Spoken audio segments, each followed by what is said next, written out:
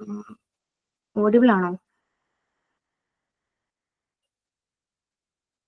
Audible ആണ്. Okay. So welcome to എൻലേൺസ് CUT PG orientation programme. ഞാൻ ആഷിക ഖാനം. ഞാൻ പോണ്ടിച്ചേരി യൂണിവേഴ്സിറ്റിയിൽ PG ഹിസ്റ്ററി കംപ്ലീറ്റ് ചെയ്തതാണ്. ഇവിടെ കുറേ ആളുകളുണ്ടല്ലേ, എല്ലാവരും CUT എൻട്രൻസ് ഒക്കെ ക്രാക്ക് ചെയ്ത് ഇന്ത്യയിലെ ഏറ്റവും പ്രധാനപ്പെട്ട യൂണിവേഴ്സിറ്റികളിലെത്താൻ ആഗ്രഹിച്ചു വന്നിട്ടുള്ള ആൾക്കാരല്ലേ. പോണ്ടിച്ചേരിയും ഡൽഹിയും ഹൈദരാബാദും അതുപോലുള്ള എന്താ പറയാ അലിഗഡും അതുപോലുള്ള ഏറ്റവും പ്രധാനപ്പെട്ട യൂണിവേഴ്സിറ്റീസ് ഒക്കെ സ്വപ്നം കണ്ട് അതിനുവേണ്ടി ആഗ്രഹിച്ച് നിൽക്കുന്ന കുറെ മുഖങ്ങളാ. എന്തിനാ നമ്മൾ ഈ യൂണിവേഴ്സിറ്റീസ്, എന്തിനാ നമ്മുടെ നാട്ടിൽ ഒരുപാട് കോളേജുകൾ ഉള്ള സമയത്ത് ഈ സെൻട്രൽ യൂണിവേഴ്സിറ്റികൾ വേണം എന്നുള്ളൊരു ചിന്തയിൽ നിൽക്കുന്നത്? എന്തിനായിരിക്കും? നമ്മുടെ നാട്ടിൽ നമുക്കറിയാം, ഓരോ 3 കിലോമീറ്ററിൽ അല്ലെങ്കിൽ 2 കിലോമീറ്ററിൽ നമ്മുടെ വീട്ടിൽ നിന്ന് നടന്നു പോകാനുള്ള ദൂരത്തിൽ വരെ നമുക്ക് കോളേജുകൾ അവൈലബിൾ ആണ്. പിന്നെ എന്തിനായിരിക്കും നമ്മൾ സെൻട്രൽ യൂണിവേഴ്സിറ്റികളിൽ തന്നെ എത്തണം എന്നുള്ള ആ ഒരു ഡ്രീം നമ്മൾ മനസ്സിൽ വെച്ച് നടക്കുന്നത്? ആ ഒരു ക്വസ്റ്റ്യന്റെ ആൻസറിലേക്കാണ് നമ്മളെ ഇന്നത്തെ ഒരു സെഷൻ എന്ന് പറയുന്നത്. നിങ്ങൾ ആ ഒരു എന്തിനായിരിക്കും എന്നുള്ളതൊന്ന് തിങ്ക് ചെയ്യുക. അപ്പോഴേക്കും ഞാനൊന്ന് സ്ക്രീൻ ഷെയർ ചെയ്തോട്ടെ.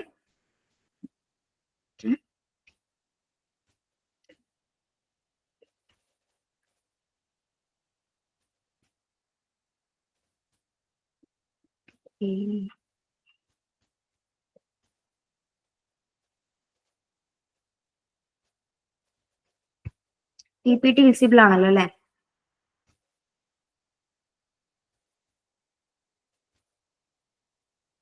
ഓക്കെ.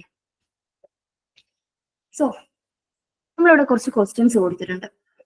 ഇതില് വൈ എന്നുള്ള ഏരിയ ആണ് ഞാൻ കവർ ചെയ്യാൻ പോകുന്നത്. ഹൗ, എങ്ങനെ നമ്മൾ ഒരു സെൻട്രൽ യൂണിവേഴ്സിറ്റിയിൽ എത്തണം, അതിന്റെ പ്രോസസ് എന്തൊക്കെയാണ്, അതിന്റെ പ്രൊസീജിയർ എന്തൊക്കെയാണ്, CUT എൻട്രൻസിനെ കുറിച്ച്, അതുപോലെ CUT എൻട്രൻസിൽ നമ്മൾ ശ്രദ്ധിക്കേണ്ട കാര്യങ്ങൾ, അങ്ങനെയുള്ള ആ ഒരു ഏരിയ മൊത്തം ഷെയ്ൽ സർ ആയിരിക്കും ഹാൻഡിൽ ചെയ്യുന്നത്. ഷെയ്ൽ സർ ഹൈദരാബാദ് സെൻട്രൽ യൂണിവേഴ്സിറ്റിയിൽ PG കഴിഞ്ഞ് നെറ്റ് ക്വാളിഫൈഡ് ആയിട്ടുള്ള ഈ ഒരു ടോപ്പിക്കിനെ കുറിച്ച് ആധികാരികമായിട്ട് സംസാരിക്കാൻ എന്തുകൊണ്ടും എലിജിബിൾ ആയിട്ടുള്ള, അല്ലെങ്കിൽ നമുക്ക് കിട്ടാവുന്നതിൽ വെച്ച് one of the best faculty എന്ന് പറയുന്ന ഒരാളാണ്. സോ ഷെയ്ൽ സർ ആ സെഷൻ ഹാൻഡിൽ ചെയ്യും. ഞാൻ കോൺസെൻട്രേറ്റ് ചെയ്യാൻ പോകുന്നത് വൈ, എന്തിനാ നമ്മൾ ഇത്രയും കഷ്ടപ്പെട്ട് നമ്മളൊരു സെൻട്രൽ യൂണിവേഴ്സിറ്റിയിൽ എത്തുന്നത് എന്നുള്ളതാണ്. എന്നോട് ഈ ഒരു ക്വസ്റ്റ്യൻ ആരെങ്കിലും ചോദിച്ചു കഴിഞ്ഞാൽ ഞാൻ പറയുന്നൊരു, അല്ലെങ്കിൽ ഞാൻ പറയാൻ ആഗ്രഹിക്കുന്ന ഒരു ആൻസർ എന്താണെന്ന് അറിയോ? നമ്മുടെ ഉള്ളിലെ ഏറ്റവും നല്ലതിനെ നമുക്ക് പുറത്തെടുക്കാൻ വേണ്ടിയിട്ട്, നമ്മുടെ ലോകം വലുതാവാൻ വേണ്ടിയിട്ട്, അതുപോലെ നമ്മുടെ ചുറ്റുമുള്ള നമുക്ക് കുറച്ചും കൂടെ മനോഹരമായിട്ട് കാണാനും, നമുക്ക് ഏറ്റവും സമാധാനത്തോടെയും സന്തോഷത്തോടെയൊക്കെ ഉള്ള ഒരു വിദ്യാർത്ഥി ജീവിതം, അങ്ങനെ ഒരു കാലഘട്ടം നമുക്ക് കിട്ടാൻ വേണ്ടിയിട്ട്, അങ്ങനെ കുറച്ച് ആൻസേഴ്സിലേക്ക് ഞാനിതിനെ ചുരുക്കാൻ ആഗ്രഹിക്കുന്ന ഒരു വ്യക്തി. ഞാനൊരു പിക്ചർ കാണിച്ചു തരാം. Let me show you A picture. Okay, ഈ ഒരു ഫോട്ടോ ഉണ്ടല്ലോ, ഈ ഒരു പിക്ചർ ഉണ്ടല്ലോ, ഇത് ഞാൻ എവിടെയും ടൂർ പോയപ്പോൾ എടുത്ത ഫോട്ടോ ഒന്നല്ല, അല്ലെങ്കിൽ ഞാൻ ടൂർ പോയ സ്ഥലത്തെ പാർക്കിന്റെയോ അല്ലെങ്കിൽ അവിടുത്തെ റിസോർട്ടിന്റെയോ ഒന്നും ഫോട്ടോസ് അല്ല. ഈ പിക്ചേഴ്സ് എന്ന് പറയുന്നത്, ഈ ഫസ്റ്റ് വൺ പോണ്ടിച്ചേരി സെൻട്രൽ യൂണിവേഴ്സിറ്റിയുടെ പിക്ചർ ആണ്.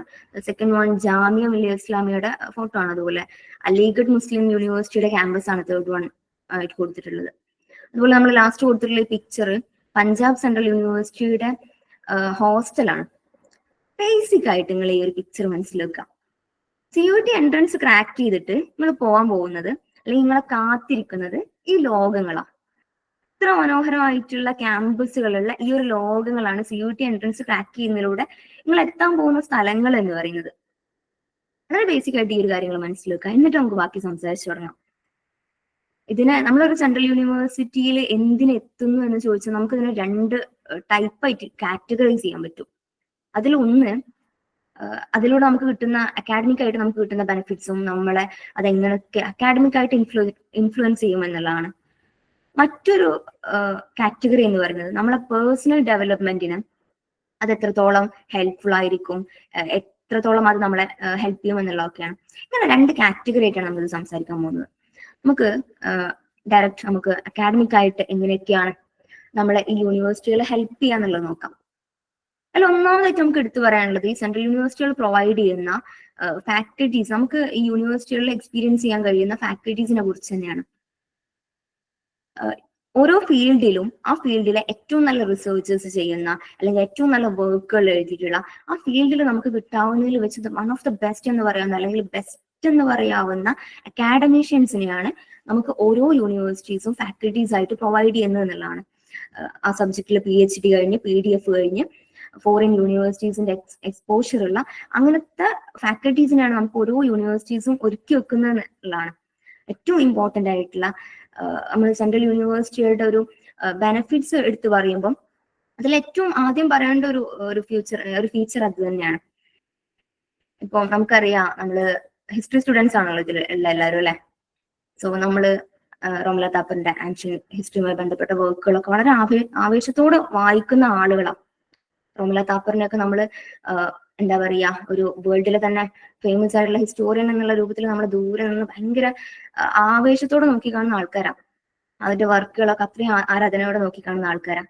പക്ഷെ നമ്മള് CUT ക്രാക്ക് ചെയ്തിട്ട് JNU പോവാന്ന് വിചാരിച്ചു. നമ്മൾ JNU പോകുന്ന സമയത്ത് ഇതേ റോമില താപ്പർ അവിടെ നമ്മളെ ടീച്ചറാണ്.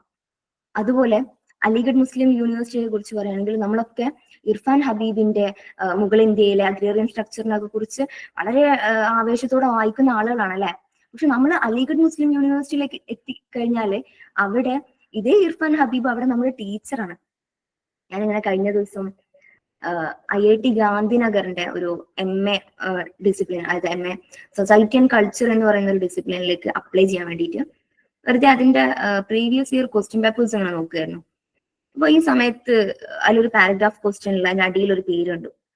ആ പാരഗ്രാഫ് ഒരു ആർട്ടിക്കിളിൽ നിന്ന് എടുത്താണ്. അപ്പൊ ആ ആർട്ടിക്കിളിന്റെ ഓതറിനെ അതിൽ മെൻഷൻ ചെയ്തിട്ടുണ്ടായിരുന്നു. Dr. P. ഹോക്കിപ്പ് എന്നുള്ളൊരു പേരുണ്ട്. എനിക്ക് ഭയങ്കര സന്തോഷം തോന്നി. കാരണം ഈ Dr. P. ഹോക്കിപ്പ് എന്ന് പറയുന്ന വ്യക്തി പോണ്ടിച്ചേരി യൂണിവേഴ്സിറ്റിയിൽ എന്റെ അധ്യാപകനായിട്ടുള്ള Dr. പക്കോലാൽ ഹോക്കിപ്പാണ്. ഞാൻ കഴിഞ്ഞ 2 വർഷമായിട്ട് അദ്ദേഹത്തിന്റെ വിദ്യാർത്ഥിയാണ്. ഭയങ്കര സന്തോഷം തോന്നിയത് കണ്ടപ്പം. അപ്പൊ ഇങ്ങനെ ആ ഫീൽഡിലെ ഏറ്റവും എക്സ്പേർട്ട് ആയിട്ടുള്ള ആളുകളിൽ നിന്നാണ് നമുക്ക് പഠിക്കാൻ കഴിയുന്നത്. അല്ലെങ്കിൽ അവരാണ് നമ്മുടെ ടീച്ചേഴ്സ് എന്ന് പറയാനുള്ളത്. ഇപ്പൊ നമുക്കറിയാം, നമ്മൾ നാട്ടിലെ കോളേജുകളിൽ പഠിക്കുകയാണെങ്കിൽ ഇവിടെ അധികം ഉണ്ടാവുക PG കഴിഞ്ഞ ആളുകളായിരിക്കും ടീച്ചേഴ്സ് ആയിട്ടുണ്ടാവുക അല്ലെ. PhD കഴിഞ്ഞവർ റയർ ആണ്, ഇല്ലാന്നല്ല, പക്ഷെ റയർ ആണ്. അധിക പേരും ഇപ്പം പുതിയതായിട്ട് കയറുന്ന ആളുകളൊക്കെ ആയിരിക്കും. അപ്പൊ നമ്മള് ഇങ്ങനെ പുതിയതായിട്ട് കയറുന്ന ഒരാളെ അടുത്തുനിന്ന്, ഒരു PG കഴിഞ്ഞ ആളുടെ അടുത്ത് നമ്മൾ ഒരു കാര്യം പഠിക്കുന്നതും, മറിച്ച് ആ ഫീൽഡിലെ ഏറ്റവും എക്സ്പേർട്ട് ആയിട്ടുള്ള, ആ ഫീൽഡിൽ ഏറ്റവും നല്ല റിസർച്ചസ് നടത്തുന്ന, ഏറ്റവും നല്ല വർക്ക്സ് എഴുതുന്ന ആളുടെ അടുത്ത് നമ്മൾ പഠിക്കുന്നതും അത് രണ്ടും രണ്ടാ. അതിൽ ഭയങ്കര ഡിഫറൻസ് ഉണ്ട് എന്നുള്ളതാണ്. അപ്പോ ഒരു ഈ ഫാക്കൽറ്റീസിന്റെ കാര്യം പറയുമ്പോൾ, അല്ലെങ്കിൽ സെൻട്രൽ യൂണിവേഴ്സിറ്റിയുടെ കാര്യം പറയുമ്പോൾ, നമുക്ക് ഏറ്റവും വലിയൊരു ബെനിഫിറ്റ് ആയിട്ട് എടുത്ത് പറയാനുള്ളത് ഈ ഫാക്കൽറ്റീസിനെ കുറിച്ച് തന്നെയാണ്. ഇതിലൂടെ നമുക്ക് കിട്ടുന്ന ഒരു എക്സ്പോഷർ വളരെ വലുതാണ് തന്നെയാണ്. പിന്നെ അതുപോലെ ഈ യൂണിവേഴ്സിറ്റീസ് ഒക്കെ വളരെ ഡൈവേഴ്സ് ആയിട്ടുള്ള കോഴ്സുകൾ നമുക്ക് ഓഫർ ചെയ്യുന്നുണ്ട്. വളരെ ഇൻക്ലൂസീവ് ആയിട്ടുള്ള ഒരു കരിക്കുലം നമുക്ക് മുന്നിലേക്ക് വെച്ച് തരുന്നുണ്ട്. ഇപ്പം ഒരുപാട് കോഴ്സുകൾ, നമ്മൾ കേട്ട് പരിചയം പോലും ഇല്ലാത്ത ഒരുപാട് കോഴ്സുകൾ നമുക്ക് കാണാം. അതുപോലെ വളരെ വെറൈറ്റി ആയിട്ടുള്ള പെർഫോമിംഗ് ആർട്സ് ഒക്കെ പോലെയുള്ള ഡിപ്പാർട്ട്മെന്റ്സ് നമുക്ക് കാണാം. അങ്ങനെ കുറെ കോഴ്സുകളും ഡിപ്പാർട്ട്മെന്റ്സും ഒക്കെ ആയിട്ട് പരന്നു കിടക്കുന്ന ലോകങ്ങളാണ് ഓരോ സെൻട്രൽ യൂണിവേഴ്സിറ്റീസ് എന്ന് പറയുന്നത്.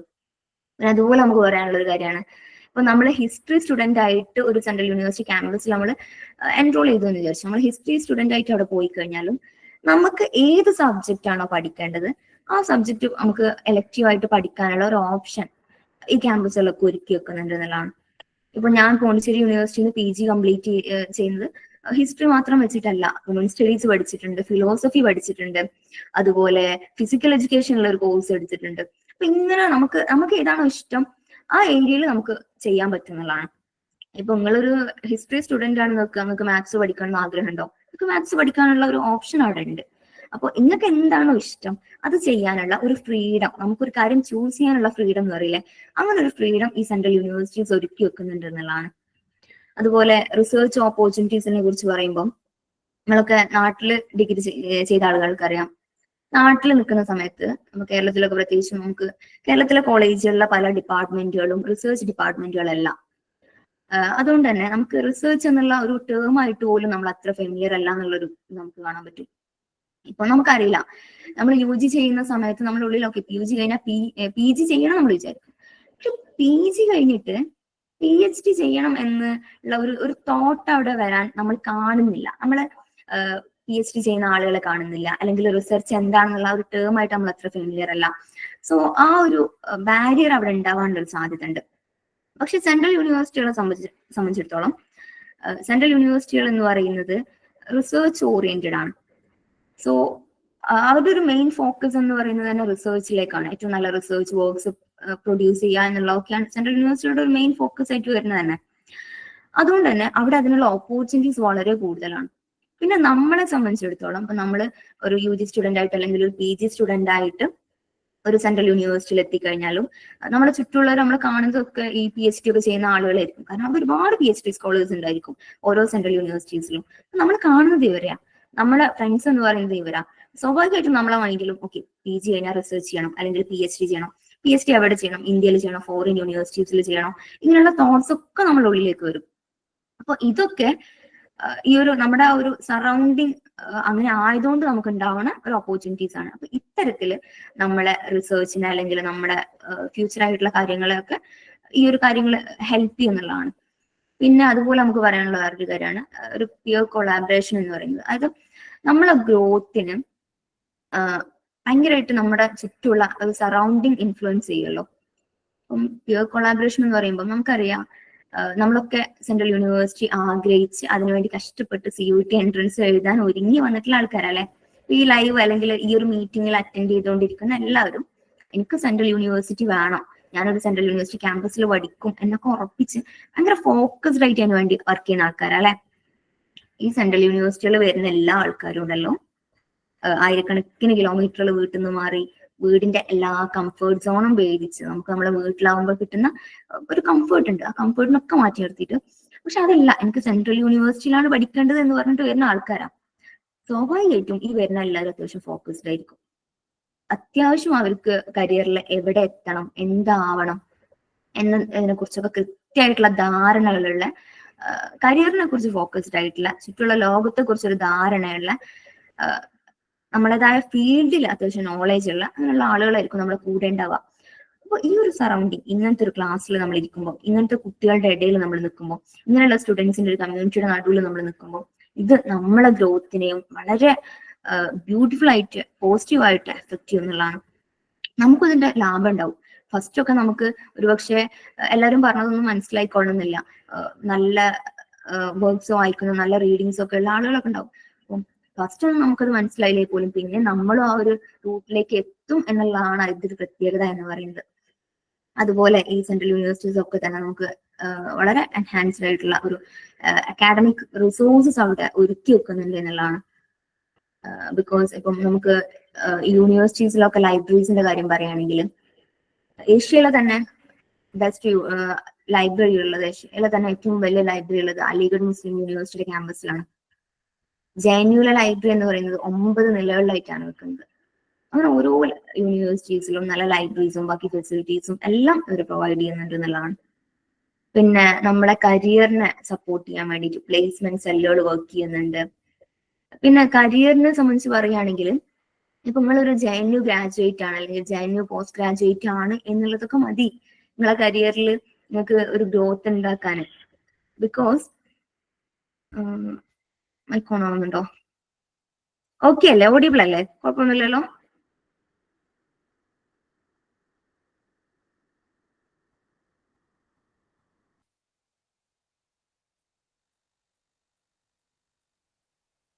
ഓക്കെ ഓക്കെ ഓക്കെ നമ്മളെ ഓക്കെ കരിയർ സപ്പോർട്ടിനെ കുറിച്ച് പറയുമ്പോൾ ഇപ്പം നമ്മളൊരു ജോബിന് അപ്ലൈ ചെയ്യാണ് അല്ലെങ്കിൽ നമ്മൾ എന്തിനേലൊക്കെ അപ്ലൈ ചെയ്യുന്ന സമയത്ത് നമ്മൾ JNU പ്രൊഡക്റ്റ് ആണ്, നമ്മൾ DU ഗ്രാജുവേറ്റ് ആണ് എന്നൊക്കെ പറയുന്നത് തന്നെ ധാരാളമാണ് നമ്മളെ CV അത് തന്നെ നമുക്ക് വലിയൊരു എന്താ പറയാ നമ്മളെ ഹയർ ചെയ്യാൻ അവർക്ക് അത് തന്നെ ഒരു കാരണമാണ്. അപ്പൊ ഇങ്ങനെയുള്ള ഒരു മെറിറ്റ് കൂടെ അവിടെ ഉണ്ട്. പിന്നെ നമ്മൾ ഈ ഓരോ ക്യാമ്പസിലും ജീവിക്കുന്ന സമയത്ത് നമുക്കറിയാം ഇപ്പൊ ഡൽഹി യൂണിവേഴ്സിറ്റിനെ കുറിച്ച് പറയുകയാണെങ്കിൽ ഡൽഹി യൂണിവേഴ്സിറ്റി അല്ല ഓൾമോസ്റ്റ് എല്ലാ യൂണിവേഴ്സിറ്റീസിന്റെ കാര്യത്തിലും നല്ല അലുമിനി സക്സസ് സ്റ്റോറീസ് നമുക്ക് കേൾക്കാൻ കഴിയും. ഇത് ഷാറൂഖ് ഖാൻ പഠിച്ച ക്യാമ്പസ് ആണെന്ന് പറയുന്ന, അല്ലെങ്കിൽ ഇത് അമിതാഭ് ബച്ചൻ പഠിച്ച ക്യാമ്പസ് ആണ്, രാഹുൽ ഗാന്ധി ഇവിടെയാ പഠിച്ചിറങ്ങിപ്പോയത് എന്നൊക്കെ പറയുമ്പോൾ ഒരു ഫീൽ ഉണ്ടല്ലോ. അങ്ങനത്തെ അത്രയും നോട്ടബിൾ ആയിട്ടുള്ള അലുമിനീസിനെയാണ് ഈ സെൻട്രൽ യൂണിവേഴ്സിറ്റീസ് ഒരുക്കി വെക്കുന്നത് എന്നുള്ളതാണ്. അതുപോലെ ഇപ്പം അവരുടെ കാര്യം പറയല്ലെങ്കിലും നമ്മുടെ അലുമിനീസ് അതുപോലെ നമ്മുടെ സീനിയേഴ്സ് ഒക്കെ ഉണ്ടാവുമല്ലോ. അപ്പൊ നമ്മുടെ സീനിയേഴ്സ് ഒക്കെ അല്ലെങ്കിൽ അവരൊക്കെ നല്ല പൊസിഷനിൽ കോഴ്സ് കഴിഞ്ഞ് ഇരിക്കുന്ന ആളുകളാണ് വിചാരിച്ചോ, സ്വാഭാവികമായിട്ടും അവരുടെ മുന്നിലേക്ക് ഒരു ജോബ് ഓപ്പർച്യൂണിറ്റി വരുമ്പോൾ അവർ ആദ്യം ചിന്തിക്കാറ് ജൂനിയേഴ്സിനെ കുറിച്ച് തന്നെ ആയിരിക്കും. അപ്പൊ അങ്ങനെയുള്ള ഒരു നെറ്റ്വർക്കിങ്ങും അങ്ങനെയുള്ള കുറച്ച് ബെനിഫിറ്റ്സും കൂടെ നമുക്ക് ഇതിലൂടെ ഉണ്ട്. ഈ ഒരു നെറ്റ്വർക്കിംഗ് ഇതിൽ ഭയങ്കര ഇമ്പോർട്ടന്റ് ആണ്. ഈ നെറ്റ്വർക്കിംഗ് നമ്മളെ കരിയറിനെ പോസിറ്റീവായിട്ട് എഫക്ട് ചെയ്യുന്നതാണ്. അതുപോലെ വേറൊരു കാര്യം എന്ന് പറഞ്ഞാൽ ഈ സെൻട്രൽ യൂണിവേഴ്സിറ്റീസിന്റെ ഒക്കെ ഇന്റർനാഷണൽ യൂണിവേഴ്സിറ്റീസുമായിട്ടുള്ള കൊളാബറേഷനെ കുറിച്ചാണ്. ഓൾമോസ്റ്റ് എല്ലാ യൂണിവേഴ്സിറ്റീസിലും പല കോഴ്സുകളും ഇന്റർനാഷണൽ യൂണിവേഴ്സിറ്റീസുമായിട്ട് MUA സൈൻ ചെയ്യാറുണ്ട്. ഈ MUA സൈൻ ചെയ്യുന്നതിലൂടെ നമുക്ക് ഇപ്പോൾ ഒരു കോഴ്സിന്റെ പെർട്ടിക്കുലർ ടൈം ഇന്ത്യയിലാണെങ്കിൽ ബാക്കി നമുക്ക് ഇതിലൊക്കെ ഒരു ഫോറിൻ നാഷണലിൽ പോയിട്ട് പഠിക്കാനൊക്കെ ഉള്ള അവസരം ഉണ്ടാവാറുണ്ട്. അതിനൊരു എക്സാമ്പിൾ പറയുകയാണെങ്കിൽ പോണ്ടിച്ചേരി യൂണിവേഴ്സിറ്റിയിലെ MA സീൽ എന്ന് പറയുന്ന ഒരു കോഴ്സ് ഉണ്ട്. ഈ MA സീൽ എന്ന് പറയുന്ന കോഴ്സ് അതിന്റെ ഒരു പാർട്ട് ഇന്ത്യയിലാണെങ്കിൽ, ഒരു പെർട്ടിക്കുലർ ടൈം ഇന്ത്യയിലാണെങ്കിൽ ബാക്കി നമുക്ക് ഫ്രാൻസിൽ പോയി പഠിക്കാനുള്ള ഓപ്ഷൻസ് ഉണ്ട്. നിലവിൽ അതിൽ എക്സ്പെൻസ് നമ്മൾ എടുക്കണം, അങ്ങനെ കുറച്ച് ബുദ്ധിമുട്ടുള്ള കയ്യിലുണ്ട്. പക്ഷെ എന്നാൽ പോലും ഞാൻ ആ ഒരു പെർട്ടിക്കുലർ കോഴ്സിനെ കുറിച്ച് പറയില്ല. ബട്ട് ഓൾമോസ്റ്റ് എല്ലാ യൂണിവേഴ്സിറ്റീസും അല്ലെങ്കിൽ അധിക യൂണിവേഴ്സിറ്റീസും നമുക്ക് അങ്ങനെയൊക്കെയുള്ള ഓപ്ഷൻസ് പ്രൊവൈഡ് ചെയ്യേണ്ടത് എന്നുള്ളതാണ്. പിന്നെ അതൊക്കെയാണ് അക്കാഡമിക് കോൺട്രിബ്യൂഷൻസിനെ കുറിച്ച് മെയിൻ ആയിട്ട് പറയാനുള്ളത്. പിന്നെ നമുക്ക് ടൈമിന്റെ ഒരു പരിമിതി ഉണ്ട്, അതുകൊണ്ട് കുറച്ച് സ്പീഡായിട്ട് പോകുന്നുണ്ട്. പിന്നെ ഇൻഫ്രാസ്ട്രക്ചറിനെ കുറിച്ച് പറയുകയാണെങ്കിൽ നമുക്കറിയാം നമ്മുടെ നാട്ടിലൊരു ക്യാമ്പസ് എന്ന് പറയുമ്പോൾ ഒരു 30 അല്ലെങ്കിൽ ഇപ്പോൾ ഒരു 40 ഏക്കറൊക്കെ ഉണ്ടാവും അല്ലെ. പക്ഷെ ഈ സെൻട്രൽ യൂണിവേഴ്സിറ്റിയുടെ പ്രത്യേകത എന്താ അറിയോ? Hyderabad central university 2500 ഏക്കറിലാണ് ഭരണെടുക്കുന്നത്. 1300 ഏക്കറിലാണ് എന്റെ അറിവ് ശരിയാണെങ്കിൽ അലിഗഡ് മുസ്ലിം യൂണിവേഴ്സിറ്റി ഉള്ളത്. 900ഓളം ഏക്കറിലാണ് പോണ്ടിച്ചേരി യൂണിവേഴ്സിറ്റിയുടെ ക്യാമ്പസ് ഉള്ളത്. ഇങ്ങനെയുള്ള ഏക്കറുകളിൽ, ആയിരക്കണക്കിന് ഏക്കറുകളിൽ അല്ലെങ്കിൽ നൂറുകണക്കിന് ഏക്കറിൽ പരന്നു കിടക്കുന്ന യൂണിവേഴ്സിറ്റികളിലേക്കാണ് നമ്മൾ ഈ CUT എൻട്രൻസ് കടന്നു ചെല്ലുന്നത്. നമ്മുടെ നാട്ടിലൊന്നും നമുക്ക് ചിന്തിക്കാൻ പോലും കഴിയില്ല അത്രയും വലിയ യൂണിവേഴ്സിറ്റികളൊന്നും. ഈ ഒരു ക്യാമ്പസിൽ നിന്ന് നമുക്ക് ഡിപ്പാർട്ട്മെന്റിൽ നിന്ന് റൂമിലേക്ക് പോകണമെങ്കിൽ, ഹോസ്റ്റലിൽ നിന്ന് ക്ലാസ്സിലേക്ക് പോകണമെങ്കിലൊക്കെ നമുക്ക് ബസ് വേണം അല്ലെങ്കിൽ ബൈക്ക് വേണം. കാൽനടയായിട്ടും നമുക്കത് നടന്ന് എത്തൂല എന്നുള്ളതാണ്. അങ്ങനെ വളരെ വൈഡ് ആയിട്ടുള്ള വളരെ വലിയ ക്യാമ്പസുകളാണ് ഈ സെൻട്രൽ യൂണിവേഴ്സിറ്റികളൊക്കെ ഒരുക്കി വെക്കുന്നത്. ഇപ്പൊ ഞാൻ ഈ 2 പിക്ചേഴ്സ് ഞാൻ ഇതിൽ കൊടുത്തിട്ടുണ്ട്. അതിൽ ഫസ്റ്റ് വൺ ഞാൻ നേരത്തെ കാണിച്ച പിക്ചർ തന്നെയാണിത്. പഞ്ചാബ് സെൻട്രൽ യൂണിവേഴ്സിറ്റിയുടെ ഹോസ്റ്റലാണ്. Then the second picture Pondicherry യൂണിവേഴ്സിറ്റിയുടെ റീഡിംഗ് റൂമാണ്. ഈ റീഡിംഗ് റൂമിനെ കുറിച്ച് പറയുകയാണെങ്കിൽ ഉണ്ടല്ലോ, നമ്മൾ ഒട്ടും വർക്ക് ചെയ്യാൻ താല്പര്യമില്ലാതെ അല്ലെങ്കിൽ നമ്മളൊന്നും വായിക്കാനെന്നുള്ളൊരു മൂഡിലൊന്നല്ല, നമ്മൾ ജസ്റ്റ് റീഡിംഗ് റൂമിൽ AC ഒക്കെ കൊള്ളാലോ എന്ന് വിചാരിച്ച് പോയതാ വിചാരിച്ചോ, അത് വെറുതെ പോയതായിരിക്കും. ബട്ട് അവിടെ ഇരുന്ന് നമ്മൾ വായിച്ചു പോകും. അത് ആ ഒരു പ്ലേസിന്റെ ഒരു പ്രത്യേകതയാണ്. ബിക്കോസ് അവിടെ നമ്മൾ കാണുന്നത് എല്ലാവരും വായിക്കുന്നു, എല്ലാവരും പഠിക്കുന്നു, എല്ലാവരും വർക്ക് ചെയ്യുന്നു. ഇത് കാണുന്ന സമയത്ത് സ്വാഭാവികമായിട്ടും നമ്മളും വായിച്ചു പോവും അല്ലെങ്കിൽ നമ്മളും വർക്ക് ചെയ്ത് പോവും. അങ്ങനെയുള്ള റീഡിംഗ് റൂംസ് ഓൾമോസ്റ്റ് എല്ലാ സെൻട്രൽ യൂണിവേഴ്സിറ്റികളും നമുക്ക് ഒരുക്കി വെക്കുന്നുണ്ട്. വളരെ കാമായിട്ട് നമുക്കിരുന്ന് പഠിക്കാൻ പറ്റുന്ന, നമുക്കിരുന്ന് വർക്ക് ചെയ്യാൻ പറ്റുന്ന സ്ഥലങ്ങൾ. അതുപോലെ എന്റർടൈൻമെന്റ് ആക്ടിവിറ്റീസിനുള്ള സ്പേസസ്, ഇപ്പൊ ജിംനേഷ്യം ആണെങ്കിലും അതുപോലെ എന്താ പറയാ, അങ്ങനെ നമുക്ക് എന്താണ് ആവശ്യം, ഇപ്പം പലതരത്തിലുള്ള ക്ലബ്ബുകൾ ഉണ്ടായിരിക്കും. അങ്ങനെ നമുക്ക് എന്റർടൈൻമെന്റിന് വേണ്ട കുറെ സ്പേസസ്, പാർക്കുകൾ ഉണ്ടായിരിക്കും. അങ്ങനെയുള്ളതും എല്ലാ യൂണിവേഴ്സിറ്റീസും ഒരുക്കി വെക്കുന്നുണ്ട് എന്നുള്ളതാണ്. പിന്നെ ഹോസ്റ്റൽസിന്റെ കാര്യം പറയുകയാണെങ്കിലും ഓൾമോസ്റ്റ് എല്ലാ യൂണിവേഴ്സിറ്റീസും ഹോസ്റ്റൽസ് പ്രൊവൈഡ് ചെയ്യുന്നുണ്ട്. സെൻട്രൽ യൂണിവേഴ്സിറ്റീസ് ഓൾമോസ്റ്റ് എല്ലാതും ഹോസ്റ്റൽസ് പ്രൊവൈഡ് ചെയ്യുന്നുണ്ട്. നമുക്ക് അതിലൊരു ചെറിയൊരു ഡൗട്ട് വരിക, ഡൽഹി യൂണിവേഴ്സിറ്റിയിൽ കോളേജുകൾ പ്രൊവൈഡ് ചെയ്യുന്ന ഹോസ്റ്റൽസ് വളരെ കുറവാണ്. അപ്പോൾ അത് ഡൽഹി യൂണിവേഴ്സിറ്റിയുടെ ഒരു ഡിമെറിറ്റ് ആണോ എന്നുള്ളൊരു ചോദ്യം വരാറുണ്ട്. പക്ഷെ ഒരിക്കലും അല്ല. കാരണം എന്താണെന്ന് വെച്ചാൽ ഡൽഹി യൂണിവേഴ്സിറ്റിയുടെ കാര്യത്തിൽ തൊട്ടടുത്ത് ഒരുപാട് പേയിങ് ഗസ്റ്റ് ആയിട്ടാണെങ്കിലും അല്ലെങ്കിൽ ഒരുപാട് ഫ്ലാറ്റ്സ് അവൈലബിൾ ആണ്. സോ കുറച്ച് കുട്ടികൾ കൂടിയിട്ട് ഫ്ലാറ്റ് എടുത്ത് നിൽക്കുന്നതൊക്കെയാണ് നമ്മളവിടെ സ്വാഭാവികമായിട്ടും കാണാറുള്ളത്. പൊതുവെ നമ്മൾ കാണാറുള്ളതാണ്. അപ്പൊ അതും നമുക്ക് ചെറിയ പൈസക്ക് നമുക്ക് ചെയ്യാവുന്നതേ ഉള്ളൂ. അപ്പോൾ അതൊന്നും ഒരു പ്രശ്നമുള്ള കാര്യമല്ല നിങ്ങൾ മനസ്സിലാക്കണം. പിന്നെ ബാക്കി ഓൾമോസ്റ്റ് എല്ലാ യൂണിവേഴ്സിറ്റീസും നല്ല ഹോസ്റ്റൽ ഫെസിലിറ്റീസ് പ്രൊവൈഡ് ചെയ്യുന്നുണ്ട്. അതും ഞാൻ മുന്നിൽ കാണിച്ച പോലത്തെ പഞ്ചാബ് സെൻട്രൽ യൂണിവേഴ്സിറ്റിയുടെ ഒക്കെ ഹോസ്റ്റലിൽ നിന്ന് കണ്ടാൽ മനസ്സിലാവും. അപ്പൊ അത്തരത്തിലുള്ള ഹോസ്റ്റൽസും കാര്യങ്ങളൊക്കെ അവർ പ്രൊവൈഡ് ചെയ്യുന്നുണ്ട് എന്നുള്ളതാണ്. പിന്നെ നമുക്കൊക്കെ അറിയാം, ഇന്ന് ഭയങ്കര സ്ട്രെസ്ഫുൾ ആയിട്ടുള്ള ഒരു ലോകത്ത് നമ്മൾ ജീവിച്ചുകൊണ്ടിരിക്കുന്നത്.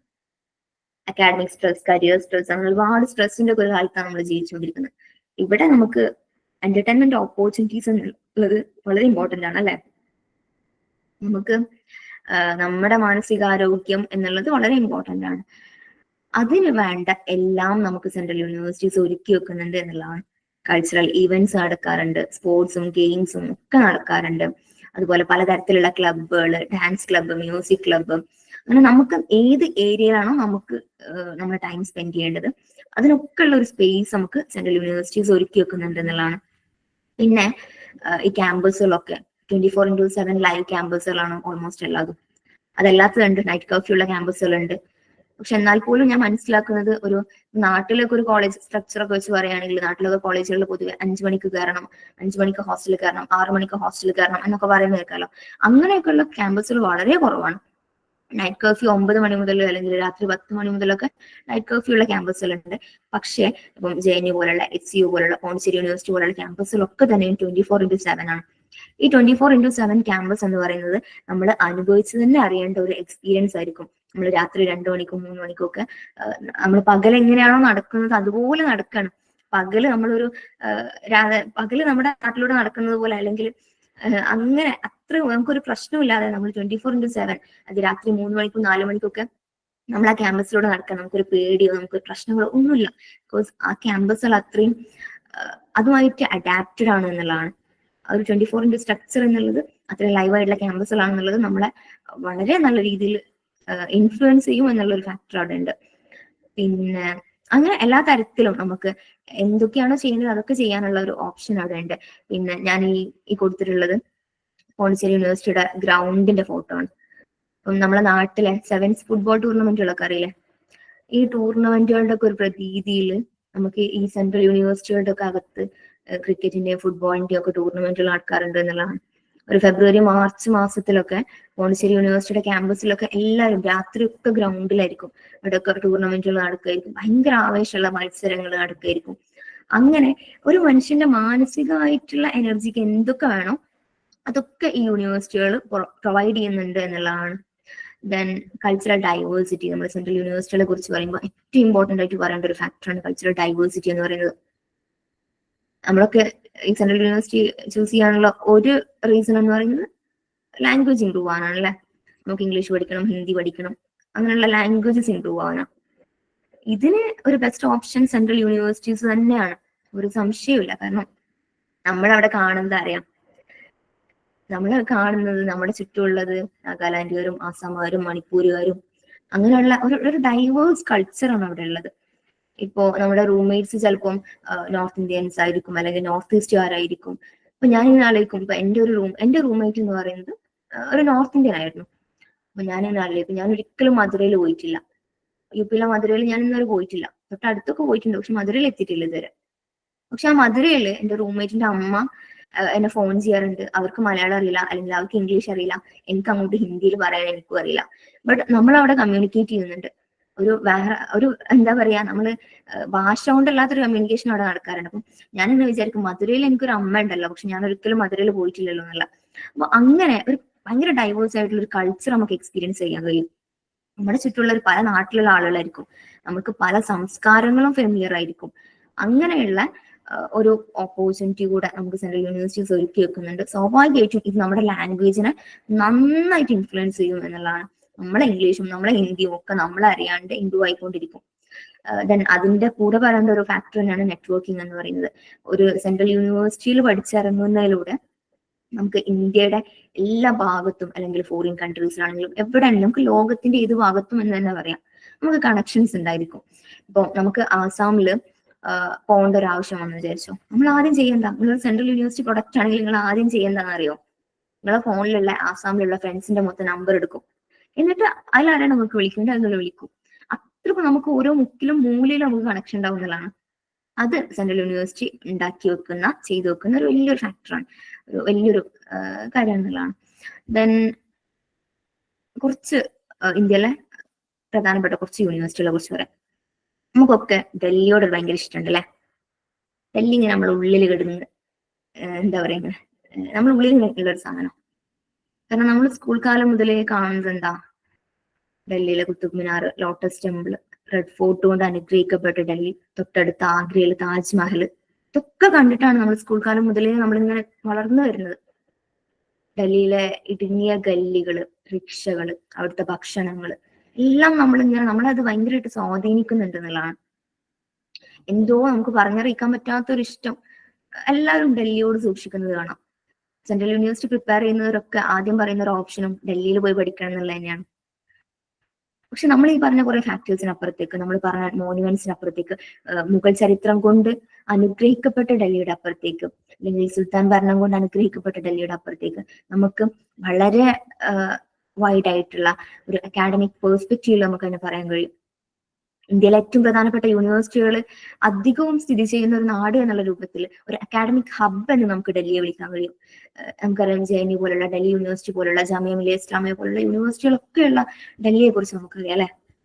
ദരിയാഗഞ്ചിലെ ബുക്ക് മാർക്കറ്റ് പോലെയുള്ള, അല്ലെങ്കിൽ സിവിൽ സർവീസ് മോഹം വെച്ച് ആളുകൾ വണ്ടി കയറുന്ന ഒരു അക്കാഡമിക് ഹബ്ബായ ഡൽഹിയെ കുറിച്ച് നമുക്കറിയാം അല്ലെ.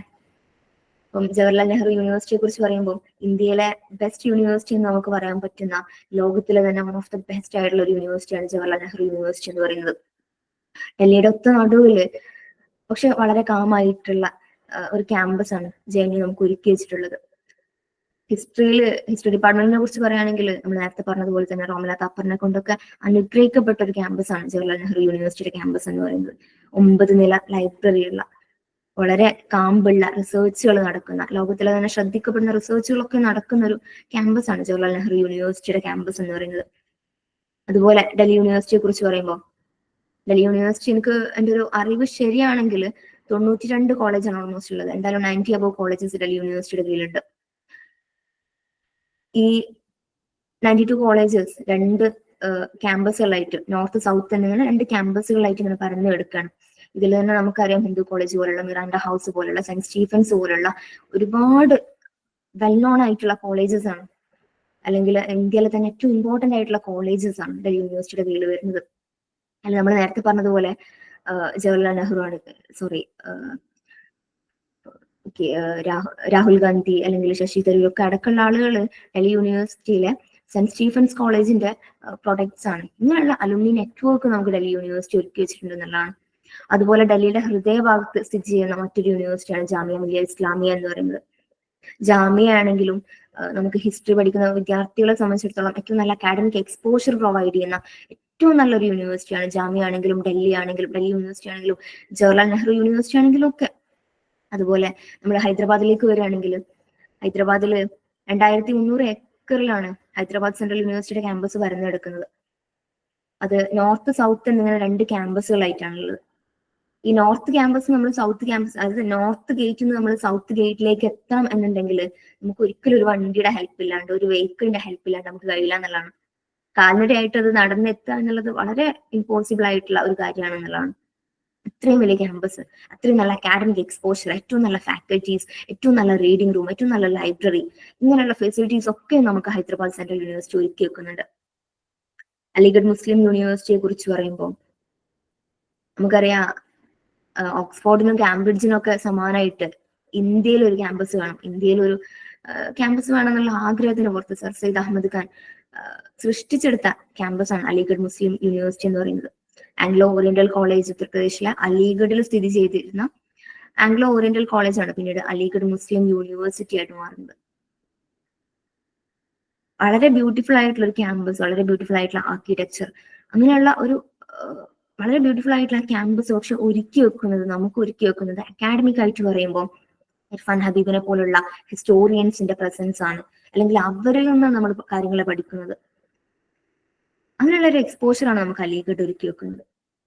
ഞാനിങ്ങനെ ക്യാമ്പസുകളെ കുറിച്ച് പറയുന്നത്, നിങ്ങൾ ഏത് ക്യാമ്പസിലാണ് നിങ്ങൾക്ക് പഠിക്കേണ്ടതെന്നുള്ളത് നിങ്ങൾക്ക് ഒരു ധാരണ ആണ്. കഴിഞ്ഞ CUT എക്സാം കഴിഞ്ഞ ശേഷം എന്നോട് എൻ്റെ ഒരു ഫ്രണ്ട് പറയണ്ടായി, ഞാൻ ഡൽഹി യൂണിവേഴ്സിറ്റിയിലാണ് കൊടുത്തത്, പക്ഷെ ഞാൻ ഇങ്ങനെ ആൽഫബറ്റിക് ഓർഡറിലാണ് കൊടുത്തതെന്ന്. അതായത് ഏതാ യൂണിവേഴ്സിറ്റി, ഏതാ കോളേജ് ഇമ്പോർട്ടന്റ് എന്നുള്ളത് ഞാൻ നോക്കിയിട്ടില്ല, പക്ഷെ ഞാൻ ആൽഫബറ്റിക് ഓർഡറിൽ ടിക്കറ്റ് പോവുക ചെയ്തിരുന്നു. പക്ഷെ ഒരിക്കലും അങ്ങനെ ഒരു അബദ്ധം നമ്മളുടെ അടുത്ത് പറ്റാൻ പാടില്ല. നമുക്ക് എവിടെയാ പഠിക്കേണ്ടത് എന്നുള്ളത് നമ്മൾ തീരുമാനിക്കണം. ഏറ്റവും പ്രധാനപ്പെട്ട യൂണിവേഴ്സിറ്റിയിൽ പഠിക്കണം എന്നുള്ളത് നമ്മൾ തീരുമാനിക്കണം. അത് വെറുതെ പോയിട്ട് ഏതിലും അപ്ലൈ ചെയ്തിട്ട് കാര്യമില്ല. അതുകൊണ്ടാണ് ഞാൻ ഓരോ യൂണിവേഴ്സിറ്റീസിനും പറഞ്ഞു പോകാന്ന് വിചാരിച്ചത്. ഇപ്പം പോണ്ടിച്ചേരി യൂണിവേഴ്സിറ്റിയെ കുറിച്ച് പറയുമ്പോൾ, പോണ്ടിച്ചേരി യൂണിവേഴ്സിറ്റി എനിക്ക് തോന്നുന്നു കുറച്ചും കൂടെ ഒരു ഇപ്പം ഇൻസ്റ്റാ റീൽസിന്റെ വൈബ് യൂണിവേഴ്സിറ്റി ആയിട്ട് ചിത്രീകരിക്കപ്പെടാറുണ്ട്. ഇന്ത്യയിൽ തന്നെ ബീച്ച് ഫ്രണ്ടേജ് ഉള്ള, ഗേറ്റിന് മുന്നിൽ ബീച്ചൊക്കെ ഉള്ള ഒരേ ഒരു യൂണിവേഴ്സിറ്റിയാണ് പോണ്ടിച്ചേരി യൂണിവേഴ്സിറ്റി എന്ന് പറയുന്നത്. പിന്നെ അതുപോലെ പോണ്ടിച്ചേരി യൂണിവേഴ്സിറ്റി പൊതുവെ ഒരു വൈബിന്റെ യൂണിവേഴ്സിറ്റി ആയിട്ട് ചിത്രീകരിക്കപ്പെടാറുണ്ട്. പക്ഷെ ഏറ്റവും നല്ല അക്കാഡമിക് എക്സ്പോഷർ ഉള്ള ഒരു യൂണിവേഴ്സിറ്റി തന്നെയാണ്. ഇന്റർനാഷണൽ കോൺഫറൻസുകളും സെമിനാർസും അതുപോലെ തന്നെ ഉള്ള പ്രോഗ്രാംസും ഒക്കെ ആയിട്ട് നിറഞ്ഞു നിൽക്കുന്ന ഏറ്റവും നല്ല അക്കാഡമിക് എക്സ്പോഷർ ഉള്ള ഒരു യൂണിവേഴ്സിറ്റി തന്നെയാണ് പോണ്ടിച്ചേരി സെൻട്രൽ യൂണിവേഴ്സിറ്റി എന്ന് പറയുന്നത്. പിന്നെ നമ്മൾ ശ്രദ്ധിക്കേണ്ട കുറച്ച് യൂണിവേഴ്സിറ്റീസ് എന്ന് പറയുന്നത്, ഇപ്പം ഇഫ്ലുവിനൊക്കെ, ഞാനൊരു ഹിസ്റ്ററി ആയതുകൊണ്ട് ഞാൻ ഇഫ്ലുവിനൊന്നും അത്ര കോൺസെൻട്രേറ്റ് ചെയ്യുന്നില്ല. ബട്ട് നിങ്ങൾ അങ്ങനെയുള്ള സബ്ജക്ട്സിലൊക്കെ പഠിക്കാൻ ആഗ്രഹിക്കുന്നവരാണെങ്കിൽ ഇഫ്ലു ഒക്കെ നല്ലൊരു ഓപ്ഷൻ ആയിരിക്കും. ജാപ്പനീസ് പോലുള്ള, റഷ്യൻ പോലുള്ള ലാംഗ്വേജസ് ഒക്കെ പ്രൊവൈഡ് ചെയ്യുന്ന ഹൈദരാബാദിലുള്ള ഇന്ത്യയിലെ ഏറ്റവും ചെറിയ എന്നാൽ ഏറ്റവും നല്ല റിസൾട്ട് ഉണ്ടാക്കുന്ന ഒരു യൂണിവേഴ്സിറ്റി ഉള്ളതാണ് ഇഫ്ലു എന്ന് പറയുന്നത്. അപ്പോൾ ലാംഗ്വേജ് ഓറിയന്റഡ് സ്റ്റഡീസിനൊക്കെ അത് ബെറ്റർ ആയിരിക്കും. ബട്ട് ഇത് ഹിസ്റ്ററി ആയതുകൊണ്ട് ഞാൻ അതിലേക്ക് പോകുന്നില്ല. കുറച്ച് ന്യൂലി എസ്റ്റാബ്ലിഷ്ഡ് യൂണിവേഴ്സിറ്റീസ് ഉണ്ട് ഇന്ത്യയിൽ. ബട്ട് ന്യൂലി എസ്റ്റാബ്ലിഷ്ഡ് ആണെങ്കിലും അവര് ഏറ്റവും നല്ല അക്കാഡമിക് എക്സ്പോഷർ പ്രൊവൈഡ് ചെയ്യുന്നുണ്ട് എന്നുള്ളതാണ്. പഞ്ചാബിലെ സെൻട്രൽ യൂണിവേഴ്സിറ്റി ഓഫ് പഞ്ചാബ് എന്നും ഏറ്റവും കൂടുതൽ മലയാളികളുള്ള ഒരു യൂണിവേഴ്സിറ്റിയാണ്. ഈ പഞ്ചാബിൽ ബത്തിൻഡ എന്ന് പറയുന്ന ഒരു ടൗണിന്ന് ഒരു 3/4 മണിക്കൂറോളം ഗുദ്ദ എന്ന് പറയുന്ന ഒരു ഗ്രാമത്തിലേക്ക് നമ്മൾ ട്രാവൽ ചെയ്യേണ്ടതുണ്ട്. ഈ ഗുദ്ദ എന്ന് പറയുന്ന ഒരു ഗ്രാമത്തിന്റെ ഒരു പ്രത്യേകത എന്താണെന്ന് വെച്ചാൽ, ഇപ്പൊ കേരളം ഒരു 50 വർഷം പിറകിലേക്ക് പോയാൽ എങ്ങനെയായിരിക്കും, അതുപോലുള്ളൊരു ചെറിയൊരു ഗ്രാമമാണത്. നമ്മൾ ബത്തിൻഡയിൽ നിന്ന് ഗുദ്ദയിലേക്ക് പോകുന്നത് തന്നെ ഒരു 3/4 മണിക്കൂറോളം. വേറെ ഒന്നുമില്ല, കുറെ കടുക് പാടങ്ങൾ, കുറെ ഗ്രാമങ്ങൾ, ഇതിങ്ങനെ കവർ ചെയ്ത് നമ്മൾ ഗുദ്ദയിലെത്തി. ഈ ഗുദ്ദയിൽ എത്തിക്കഴിഞ്ഞാൽ നമ്മൾ കാണുന്ന യൂണിവേഴ്സിറ്റി എന്ന് പറയുന്നത് അത്യാവശ്യം നല്ല ഡെവലപ്ഡ് ആയിട്ടുള്ള നല്ലൊരു യൂണിവേഴ്സിറ്റി. നല്ല ഇൻഫ്രാസ്ട്രക്ചർ ഉണ്ട്, നല്ല ബിൽഡിങ്സ് ഉണ്ട്, നല്ല ഹോസ്റ്റൽസ് ഉണ്ട്, അതിന്റെ അകത്ത് ഡെവലപ്ഡ് ആണ്. ബട്ട് പുറത്ത് നമുക്ക് ഇങ്ങനെ ഒരു ഭയങ്കര ബ്യൂട്ടിഫുൾ ആയിട്ടുള്ള ഒരു ഗ്രാമം നമുക്ക് കാണാൻ കഴിയുന്നതാണ്. അങ്ങനെ ഒരു യൂണിവേഴ്സിറ്റിയാണ് സെൻട്രൽ യൂണിവേഴ്സിറ്റി ഓഫ് പഞ്ചാബ് എന്ന് പറയുന്നത്. അവിടെ നല്ല അക്കാഡമിക് എക്സ്പോഷർ പ്രൊവൈഡ് ചെയ്യപ്പെടുന്നുണ്ട്. ഹിസ്റ്ററിയിലൊക്കെ അത്യാവശ്യം നല്ല ഫാക്കൽറ്റീസ് ഉണ്ട്, നല്ല സിലബസ് ആണ്. അങ്ങനെയുള്ള ഒരു മെറിറ്റ് അവിടെ ഉണ്ട്. ഞാൻ നേരത്തെ വിട്ടുപോയ ഒരു പോയിന്റ് എന്ന് പറയുന്നത്, ഈ യൂണിവേഴ്സിറ്റീസിനൊക്കെ നമ്മൾ കമ്പയർ ചെയ്യുന്ന സമയത്ത്, നാട്ടിലെ കോളേജുകളിലും ഈ സെൻട്രൽ യൂണിവേഴ്സിറ്റീസിനും നമ്മൾ കമ്പയർ ചെയ്യുന്ന സമയത്ത് ഇവരുടെ ഒരു സിലബസ് ഉണ്ട്. ഇപ്പം നാട്ടിലെ സിലബസ് വളരെ ഡിഫറെന്റ് ആയിട്ടുള്ള സിലബസ് നമുക്ക് സെൻട്രൽ യൂണിവേഴ്സിറ്റിയിൽ കാണാൻ കഴിയും. നാട്ടിൽ നമുക്ക് PG പഠിക്കുന്ന കാര്യങ്ങൾ തന്നെ നമ്മൾ അവിടെ UG പഠിക്കുന്ന രൂപത്തിലുള്ള, ഡൽഹി യൂണിവേഴ്സിറ്റിയിലൊക്കെ UG പഠിക്കുന്ന സിലബസ് ആണ് നാട്ടിലെ PG വരുന്നത്. അപ്പൊ അങ്ങനത്തെ ഒരു സിലബസ് നമുക്ക് സെൻട്രൽ യൂണിവേഴ്സിറ്റിയിൽ കാണാൻ കഴിയും. അതും കൂടെ നിങ്ങൾ അതിലൊന്ന് ആഡ് ചെയ്ത് വെക്കുക. പിന്നെ യൂണിവേഴ്സിറ്റീസിന്റെ കാര്യം പറയുമ്പോൾ മറ്റൊരു ഇമ്പോർട്ടന്റ് യൂണിവേഴ്സിറ്റിയാണ് കർണാടകയിലെ ഗുൽബർഗയിലുള്ള സെൻട്രൽ യൂണിവേഴ്സിറ്റി ഓഫ് കർണാടക. അതും ഹിസ്റ്ററിയിൽ ഞാൻ മനസ്സിലാക്കുന്നത് അത്യാവശ്യം നല്ല അക്കാഡമിക് എക്സ്പോഷർ ഉണ്ട്. ക്യാമ്പസ് ഒന്നും എനിക്ക് തോന്നുന്നില്ല അത്ര വൈബുള്ള ക്യാമ്പസ് ഒന്നും ആണെന്ന് തോന്നുന്നില്ല, ബട്ട് നല്ല അക്കാഡമിക് എക്സ്പോഷർ ഉണ്ട്. പിന്നെ അതുപോലെ central university of south Bihar history ഡിസിപ്ലിനിൽ ഹിസ്റ്ററി ചെയ്യാനും നല്ലൊരു യൂണിവേഴ്സിറ്റി ആണ് എന്നുള്ളത് പൊതുവെ പറഞ്ഞേക്കാം. ഹിസ്റ്ററിയിൽ നല്ല ഫാക്കൽറ്റീസ് ഉണ്ടെന്നൊക്കെ പറഞ്ഞ് കേൾക്കാം. ബട്ട് അതും എനിക്ക് ആധികാരികമായിട്ട് അറിയുന്ന വിഷയമല്ല, അതുകൊണ്ട് തന്നെ ഞാനത് പറയുന്നില്ല. ദെൻ പഞ്ചാബ് നമ്മൾ പറഞ്ഞു, കർണാടക പറഞ്ഞു, അങ്ങനെയുള്ള മെയിൻ യൂണിവേഴ്സിറ്റീസിനൊക്കെ നമ്മളൊന്ന് ലിസ്റ്റ് ചെയ്ത് വെക്കാം. അപ്പോൾ നിങ്ങൾ ഏത് യൂണിവേഴ്സിറ്റിയിലാണോ അപ്ലൈ ചെയ്യുന്നത് എന്നുള്ളത് നിങ്ങൾ ആദ്യം തീരുമാനിക്കണം. വേറെ നമുക്ക് കുറെ യൂണിവേഴ്സിറ്റീസ് ഉണ്ട് കേട്ടോ. ഇപ്പോൾ HNBGU ഉത്തരാഖണ്ഡിലുള്ള ഒരു യൂണിവേഴ്സിറ്റിയാണ് നമുക്ക് സെലക്ട് ചെയ്യാവുന്ന. ഹിസ്റ്ററി വലിയ പ്രശ്നമൊന്നുമില്ല എന്നാണ് ഞാൻ മനസ്സിലാക്കുന്നത്. അത്യാവശ്യം നല്ല ക്യാമ്പസും കാര്യങ്ങളൊക്കെ ഉള്ള യൂണിവേഴ്സിറ്റിയാണ് ഉത്തരാഖണ്ഡിലുള്ള HNBGU യൂണിവേഴ്സിറ്റി. അപ്പോൾ ഇത്രയും യൂണിവേഴ്സിറ്റീസിനെ കുറിച്ച് ഡീറ്റെയിൽ ആയിട്ട് പറഞ്ഞത് എന്തിനാന്ന് വെച്ചാൽ, നിങ്ങൾ ഒരിക്കലും വിചാരിക്കരുത് ഈ മെയിൻ ആയിട്ട് നമ്മൾ കാണുന്ന കുറച്ച് യൂണിവേഴ്സിറ്റീസ് ഉണ്ടല്ലോ അത് മാത്രമേ ഉള്ളൂ എന്നുള്ളത് ഒരിക്കലും ചിന്തിക്കരുത് എന്നുള്ളതാണ്. കാരണം നമുക്ക് ഒരുപാട് യൂണിവേഴ്സിറ്റീസ് ഇവിടെ ഉണ്ട്. അപ്പൊ നമുക്ക് ചൂസ് ചെയ്യാൻ ഒരുപാട് ഓപ്ഷൻസ് ഉണ്ട്. അപ്പോൾ അതിൽ പറയാനുള്ള എന്താന്ന് വെച്ചാല്, നിങ്ങള് ഒരു സെൻട്രൽ യൂണിവേഴ്സിറ്റിയിൽ എത്തുക എന്നുള്ളതിനെ നിങ്ങളൊരു എയിം ആയിട്ട് കാണുക എന്നുള്ളതാണ്. ഏത് യൂണിവേഴ്സിറ്റിയിലാണെങ്കിലും നിങ്ങളൊരു സെൻട്രൽ യൂണിവേഴ്സിറ്റീസിൽ എത്തുക എന്നുള്ളതിനെ നിങ്ങളൊരു എയിം ആയിട്ട് കാണാം. അതിൽ ഏറ്റവും ഇമ്പോർട്ടന്റ് ആയിട്ട് നിങ്ങൾ ഫോക്കസ് കൊടുക്കേണ്ട യൂണിവേഴ്സിറ്റീസ് മെയിൻ യൂണിവേഴ്സിറ്റീസ് തന്നെയാണ്. ഇന്ത്യയിലെ ഏറ്റവും ടോപ്പ് ആയിട്ടുള്ള യൂണിവേഴ്സിറ്റീസിനാണ് നിങ്ങൾ ഫോക്കസ് കൊടുക്കുക. പക്ഷേ ഒരിക്കലും നിങ്ങൾ മെയിൻ ആയിട്ടുള്ള യൂണിവേഴ്സിറ്റീസ് കിട്ടിയില്ല എന്ന് വെച്ചിട്ട് ബാക്കിയുള്ള സ്കിപ്പ് ചെയ്ത് കളയരുത്. കാരണം ഏതൊരു സെൻട്രൽ യൂണിവേഴ്സിറ്റി ആണെങ്കിലും അതിന്റെ ഉള്ളിൽ വേറെ തന്നെ ഒരു ലോകമാണ്. അത് നിങ്ങൾക്ക് ഒരുക്കി വെക്കുന്നത് വേറെ തന്നെ ഒരു ബ്യൂട്ടിഫുൾ ആയിട്ടുള്ള ഒരു വേർഡാണ്, വേർഡ് ഓഫ് എക്സ്പോഷർ ആണ്. സോ അത് നിങ്ങൾ ചൂസ് ചെയ്യാന്നുള്ളതാണ്. പിന്നെ ഷെയ്ൽ സാർ ഡീറ്റെയിൽ ആയിട്ട് CUT എൻട്രൻസിന്റെ പാറ്റേണും കാര്യങ്ങളൊക്കെ പറയും. എന്നാലും ഞാൻ ജസ്റ്റ് ഒന്ന് പറഞ്ഞു പോവാണ്. പാറ്റേൺ അല്ല, ഇവിടെ ഇപ്പം കുറെ കുട്ടികൾക്ക് ഒരു സംശയം ഉണ്ടാവും. നമ്മള് സെൻട്രൽ യൂണിവേഴ്സിറ്റിയിൽ ഇപ്പം നിലവിൽ ഡിഗ്രി പഠിച്ചുകൊണ്ടിരിക്കുന്ന കുട്ടികൾക്ക് ഡിഗ്രിക്ക് എല്ലാ സബ്ജക്റ്റിലും A+ ഒന്നും വാങ്ങാൻ കഴിയാത്ത കുട്ടികൾക്ക് ഒരു സംശയം ഉണ്ടാവും, നമ്മളും സെൻട്രൽ യൂണിവേഴ്സിറ്റിയിലൊക്കെ എത്തും, നമ്മളെ കൊണ്ട് അത് കഴിയുമോ എന്നൊക്കെയുള്ള ഒരു ചിന്ത ഉണ്ടാവും എന്നുള്ളതാണ്. അപ്പൊ അങ്ങനെയുള്ളവരോട് പറയാനുള്ളത്, നിങ്ങളൊരു 2 മാസം അല്ലെങ്കിൽ ഒരു 3 മാസം ഇതിനായിട്ട് ഇരിക്കാൻ നിങ്ങൾ റെഡി ആണെങ്കിൽ ഉണ്ടല്ലോ. ഓക്കെ ഓക്കെ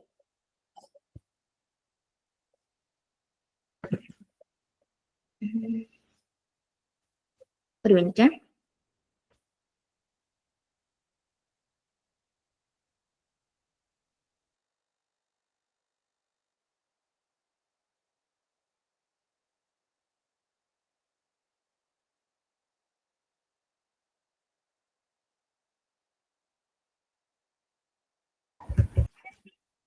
ഓക്കെ, ഞാൻ സ്റ്റോപ്പ് ചെയ്യാണ്. സ്റ്റോപ്പ് ചെയ്യാൻ മീൻസ് അങ്ങനെയല്ല, ടൈമിന്റെ ലിമിറ്റേഷൻസ് ഉണ്ട്. സോ നമ്മൾ കൺക്ലൂഡ് ചെയ്യാണ്. അപ്പൊ ഇതിൽ പറയാനുള്ളത്, നിങ്ങൾ എന്തായാലും ട്രൈ ചെയ്യുക. നിങ്ങൾക്ക് എന്തായാലും അത് കിട്ടും എന്നുള്ളതാണ്. എൻലൈനെ പോലുള്ള ഒരുപാട് ഇൻസ്റ്റിറ്റ്യൂഷൻസ് എൻ്റെ എല്ലാ കോച്ചിങ്ങും കാര്യങ്ങളും എല്ലാം നിങ്ങൾക്ക് ഒരുക്കി വെക്കുന്നുണ്ട്. അപ്പോൾ ഏറ്റവും നല്ല സെൻട്രൽ യൂണിവേഴ്സിറ്റീസിൽ തന്നെ നിങ്ങൾക്ക് എല്ലാവർക്കും എത്താൻ പറ്റും. നിങ്ങൾ ഇതുവരെ എന്തായിരുന്നു എന്നുള്ളത് ചിന്തിക്കേണ്ട ആവശ്യമില്ല. നമുക്ക് ഏറ്റവും നല്ല കോച്ചിങ്ങും കാര്യങ്ങളും പ്രൊവൈഡ് ചെയ്യാൻ എൻലൈനെ പോലുള്ള ഒരുപാട് സ്ഥാപനങ്ങളുണ്ട്. സോ നിങ്ങളത് യൂട്ടിലൈസ് ചെയ്യുക, നല്ല യൂണിവേഴ്സിറ്റീസിൽ തന്നെ എത്തിപ്പെടുക. ഒരിക്കലും എന്നെ കൊണ്ട് ഇത് നടക്കൂല എന്ന് ചിന്തിക്കേണ്ട ഒരു ആവശ്യമില്ല. നിങ്ങളെ കൊണ്ട് നടക്കാൻ പറ്റുന്ന കാര്യങ്ങളേ ഉള്ളൂ, നിങ്ങൾക്ക് നടക്കുന്ന കാര്യങ്ങളേ ഇതുള്ളൂ. സോ അതിനുവേണ്ടി വർക്ക് ചെയ്യുക, അത് ചെയ്യാം. പിന്നെ ഞാൻ തൽക്കാലം ഇവിടെ സ്റ്റോപ്പ് ചെയ്യാണ്. നിങ്ങൾക്ക് എന്തെങ്കിലും ഡൗട്ട്സോ കാര്യങ്ങളൊക്കെ ഉണ്ടെങ്കിൽ ചോദിക്കാവുന്നതാണ്. Okay, thank U.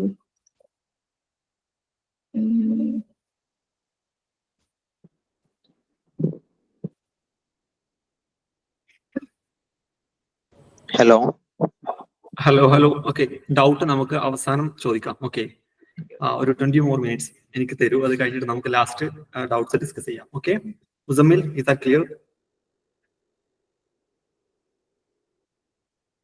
ഓക്കെ, അപ്പൊ ഒരിക്കൽ കൂടി എല്ലാവർക്കും എൻലൈനിന്റെ ഹിസ്റ്ററി ഓറിയന്റ് സെഷനിലോട്ട് സ്വാഗതം. എന്റെ പേര് മുഹമ്മദ് ഷഹീൽ എന്നാണ്. ഞാൻ ഹൈദരാബാദ് സെൻട്രൽ യൂണിവേഴ്സിറ്റി 2023 പാസ് ഔട്ടിലെ ഒരു സ്റ്റുഡന്റ് ആണ്. ഓക്കെ, 2023 MA ഹിസ്റ്ററിയിൽ പാസ് ഔട്ട് ആണ്. 2023 ഡിസംബർ സെഷനിൽ നെറ്റ് ക്രാക്ക് ചെയ്തിട്ടുണ്ട്. ഓക്കെ, അതാണ് എന്നെ കുറിച്ചിട്ടുള്ള ജസ്റ്റ് ഒരു ബ്രീഫ് ആയിട്ട് ഇൻട്രൊഡക്ഷൻ. അപ്പോ ആഷിക മാം ക്ലിയർ ആയിട്ട് പറഞ്ഞു തന്നേക്ക് അല്ലെ, എന്താണ് ഒരു സെൻട്രൽ യൂണിവേഴ്സിറ്റിയിലേക്ക് എത്തിയാലുള്ള ബെനിഫിറ്റ്സ്, ഫാക്കൽറ്റി വൈസ്, അതുപോലെ തന്നെ ഫീസ് സ്ട്രക്ചർ എല്ലാം നമുക്ക് ക്ലിയർ ആയിട്ട് മാം പറഞ്ഞു തന്നു. ഓക്കെ, അപ്പൊ ഞാൻ ഇനി ഇവിടെ എടുക്കാൻ പോകുന്ന ഒരു ഏരിയ എന്ന് പറഞ്ഞാൽ how can you get into central university, എങ്ങനെയാണ് അതിന്റെ ഒരു സ്ട്രക്ചർ, ഏത് CUT എക്സാം എങ്ങനെയാണ്, അതിന്റെ ടൈം, അതുപോലെ തന്നെ എത്ര മാർക്കിന്റെയാണ് വെയിറ്റേജ് വരുന്നത്, അതിന്റെ സിലബസ്, അത്ര കാര്യങ്ങളെ കുറിച്ചാണ് ഞാൻ ഇവിടെ ഡിസ്കസ് ചെയ്യാൻ പോകുന്നത്. ഓക്കെ, ഞാൻ എന്റെ PPT ഒന്ന് ഷെയർ ചെയ്തോട്ടെ. Give me 1 minute.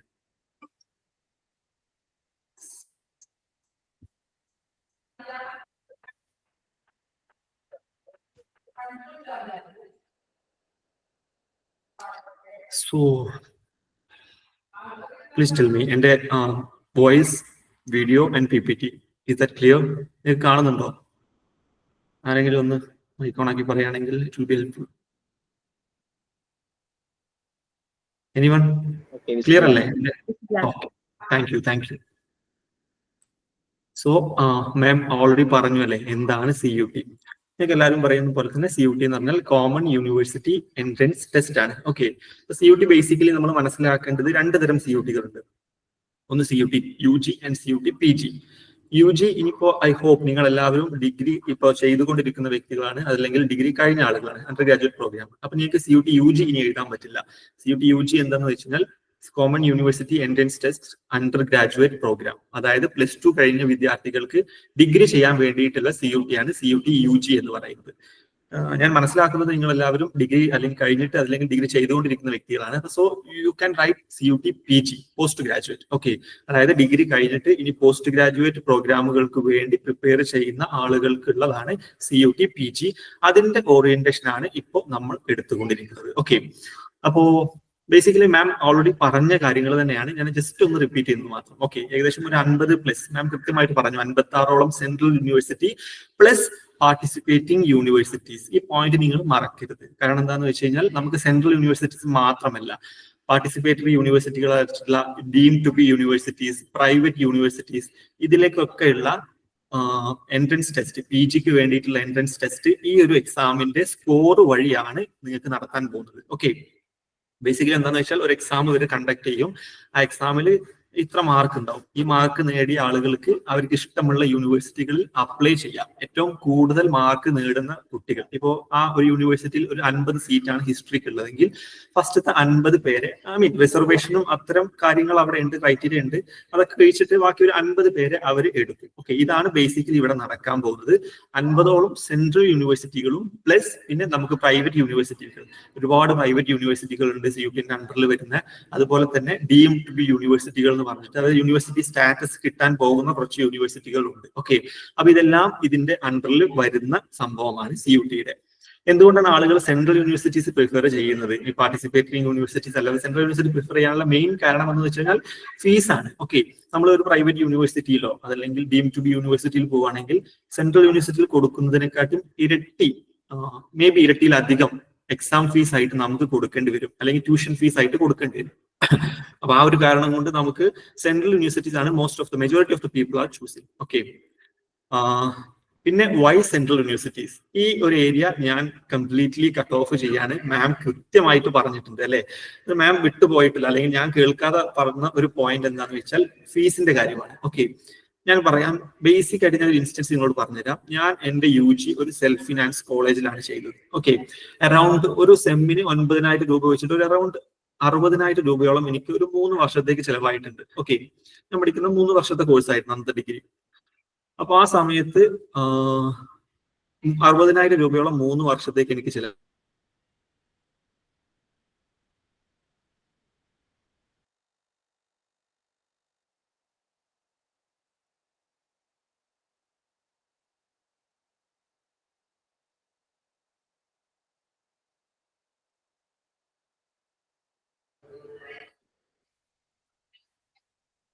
ഞാൻ പറയുന്നത് ഇപ്പൊ കേൾക്കുന്നുണ്ടോ? ഹലോ, ആരെങ്കിലും ഒന്ന്? ഓക്കെ, സവാദ് എന്ന വ്യക്തി എന്നെ മ്യൂട്ട് ചെയ്ത് പോയി. എനിക്ക് കേൾക്കാൻ ഇഷ്ടമില്ലായിട്ടാണ്, എന്താന്നാവോ. Okay, let me share the PPT once more. PPT കാണുന്നുണ്ടോ? നിങ്ങൾ വോയിസ് ഒന്ന് ഓണാക്കി പറയുകയാണെങ്കിൽ ദാറ്റ് വിൽ ബി ഹെൽപ്ഫുൾ. എനിക്ക് നിങ്ങളുടെ ചാറ്റ് കാണാൻ കഴിയുന്നില്ല. വോയിസ് ഒന്ന് ഓണാക്കി പറയോ? എന്റെ PPT കാണുന്നുണ്ടോ? വോയിസ് ക്ലിയർ ആണോ? PPT കാണുന്നല്ലോ. Okay, thank you. PPT കാണുന്നുണ്ട് എന്നല്ലേ പറഞ്ഞത്? Okay okay, thank you. അപ്പോ മിനിമം ഫീസ്, ആ ഒരു സംഭവം മാം വിട്ടുപോയി എന്നാണ് ഞാൻ വിശ്വസിക്കുന്നത്. ഞാൻ കണ്ടിട്ടില്ല മാം പറഞ്ഞത്, സോറി. ഓക്കെ, അപ്പൊ ഈ ഫീസിന്റെ കാര്യം ഞാൻ പറഞ്ഞത്, എനിക്ക് 60,000 രൂപയോളം ഡിഗ്രിക്ക് ചിലവായപ്പോൾ സെൻട്രൽ യൂണിവേഴ്സിറ്റി, ഹൈദരാബാദ് സെൻട്രൽ യൂണിവേഴ്സിറ്റിയിൽ എന്റെ PGയുടെ 2 വർഷത്തെ കോഴ്സ് കഴിഞ്ഞപ്പോൾ എനിക്ക് ചിലവായ പൈസ, അതായത് ട്യൂഷൻ ഫീസ് ആയിട്ട് ഞാൻ കൊടുത്തതും ഹോസ്റ്റൽ ഫീ ആയിട്ട് കൊടുത്ത ഫീസ് എന്ന് പറയുന്നത് ഏകദേശം 19,000 രൂപ മാത്രമാണ്. 2 വർഷത്തേക്കാണ്. അതിൽ തന്നെ ഹോസ്റ്റൽ ഫീസ് ആയിട്ട് ഉണ്ടായിരുന്നത് എനിക്ക് വെറും 500 രൂപയാണ് 6 മാസത്തേക്ക് ഉണ്ടായിരുന്നത്. അപ്പോ 2 വർഷത്തേക്ക് വെറും 2,000 രൂപ മാത്രമാണ് ഞാൻ ഏകദേശം 2,000 രൂപത്തിനടുത്താണ് ഞാൻ കൊടുത്തിരിക്കുന്നത് ഹോസ്റ്റൽ ഫീസ് ആയിട്ട് മാത്രം. ഓക്കെ, ബാക്കി 17,000 രൂപയാണ് ഫീസ് ആയിട്ട് കൊടുത്തിരുന്നത്. അതിൽ തന്നെ എനിക്ക് ഫെലോഷിപ്പ് ആയിട്ട് ഏകദേശം ഒരു 12,000 രൂപയുടെ അടുത്ത്, സോറി, ഈ 10,000 രൂപ ഒരു വർഷം, 2 വർഷത്തേക്കായിട്ട് 20,000 രൂപയോളം എനിക്ക് ഡാഗ് എന്നൊരു സ്കോളർഷിപ്പ്, അതെല്ലാവർക്കും, അതായത് നമ്മളൊരു മിനിമം ഇൻകം ക്രൈറ്റീരിയന്റെ ഇടയിൽ പെടുന്ന ആളുകളാണെങ്കിൽ നമുക്ക് യൂണിവേഴ്സിറ്റി പ്രൊവൈഡ് ചെയ്യുന്ന ഫെലോഷിപ്പ് ഉണ്ട്. ഓക്കെ, ആ ഫെലോഷിപ്പ് എനിക്ക് കിട്ടിയിട്ടുണ്ട്. അപ്പോൾ ഞാൻ കൊടുത്ത പൈസ തന്നെ എനിക്ക് ഇങ്ങോട്ട് തിരിച്ച് കിട്ടിയിട്ടുണ്ട്. അപ്പൊ ഇതാണ് സെൻട്രൽ യൂണിവേഴ്സിറ്റിയുടെ ഒരു ബെനിഫിറ്റ്സ്. ഓക്കെ, ഫെസിലിറ്റിയും അക്കാഡമിക് എക്സലൻസും ലാംഗ്വേജ് അഡ്വാൻറ്റേജും ക്യാമ്പസ് എക്സ്പീരിയൻസും ഒക്കെ മാം കൃത്യമായിട്ട് പറഞ്ഞിട്ടുണ്ട്.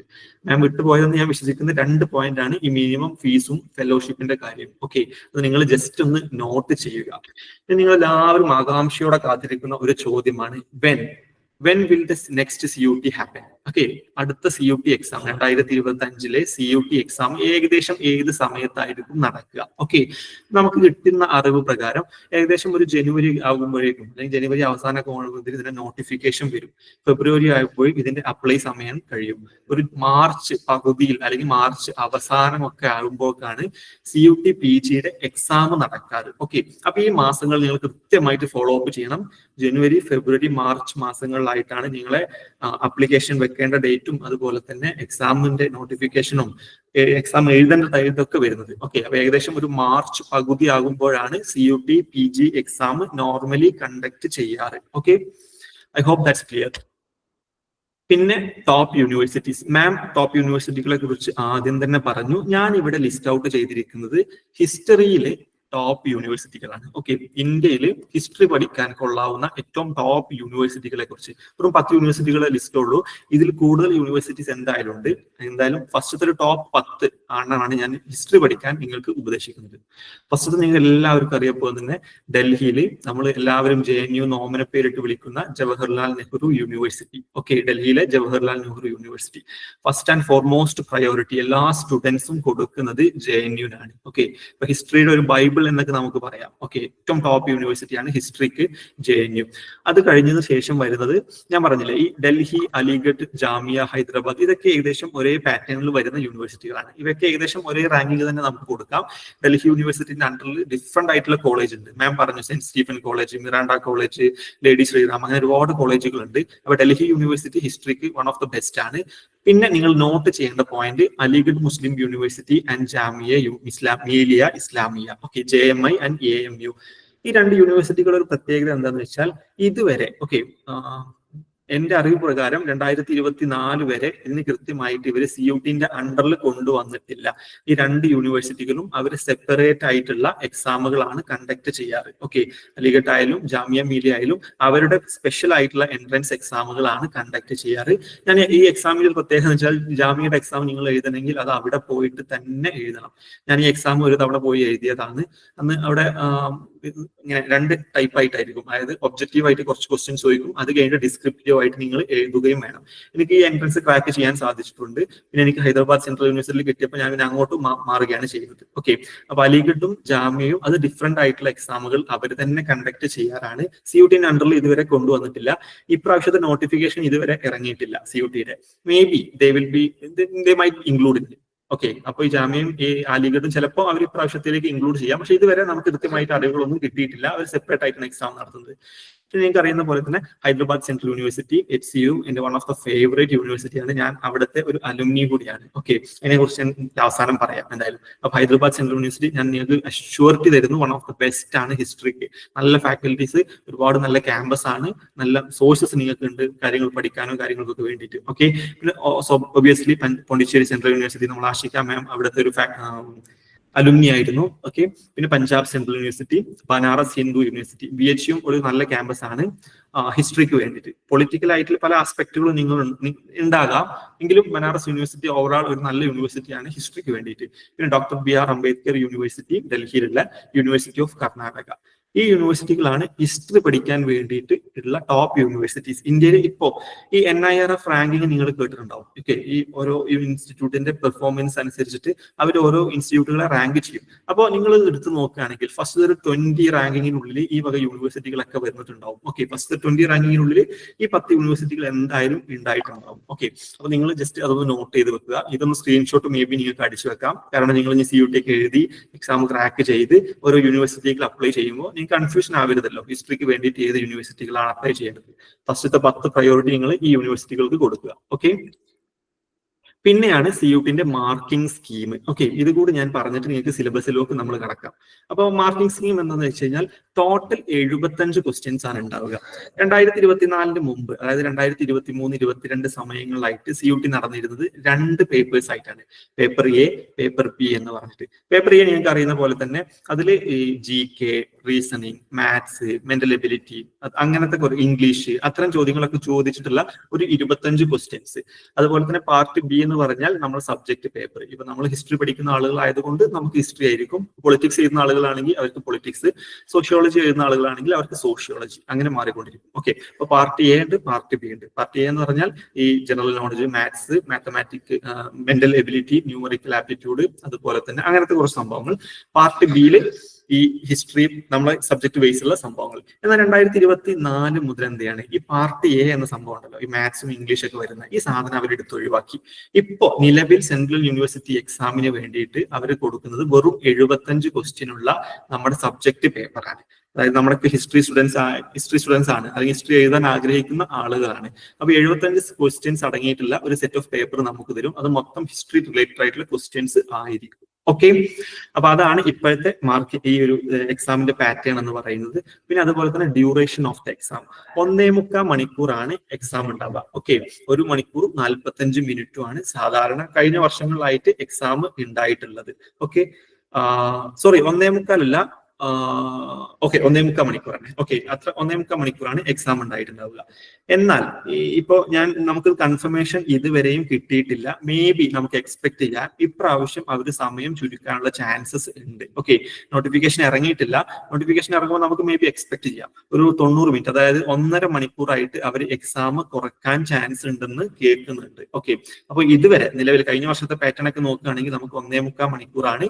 ഇനി മുതൽ മേ ബി 1.5 മണിക്കൂർ ആകാം. നിങ്ങൾ ജസ്റ്റ് ആ ഒരു നോട്ടിഫിക്കേഷൻ വരുമ്പോൾ ഒന്ന് അപ്ഡേറ്റ് ആവാൻ ശ്രമിക്കുക. ഓക്കെ, അപ്പോൾ ഈ CUT-യുമായിട്ട് റിലേറ്റ് ചെയ്തിട്ടുള്ള ഇൻഫർമേഷനും കാര്യങ്ങളൊക്കെ കിട്ടാൻ വേണ്ടിയിട്ട് നമുക്ക് എൻലേണിന്റെ വാട്സ്ആപ്പ് ഗ്രൂപ്പുകളുണ്ട്. ഓക്കെ, നിങ്ങൾക്ക് ഈ തന്ന സൂം മീറ്റിംഗിന്റെ അടിയിൽ അണ്ടറിൽ തന്നെ ഉണ്ട് നമുക്ക് CUT-യെ കുറിച്ചുള്ള ഇൻഫർമേഷൻസ് ഒക്കെ, ഹിസ്റ്ററിയുമായി റിലേറ്റ് ചെയ്തുള്ള ഇൻഫർമേഷൻസ് കിട്ടാൻ വേണ്ടിയിട്ടുള്ള വാട്സ്ആപ്പ് ഗ്രൂപ്പ് ഉണ്ട്.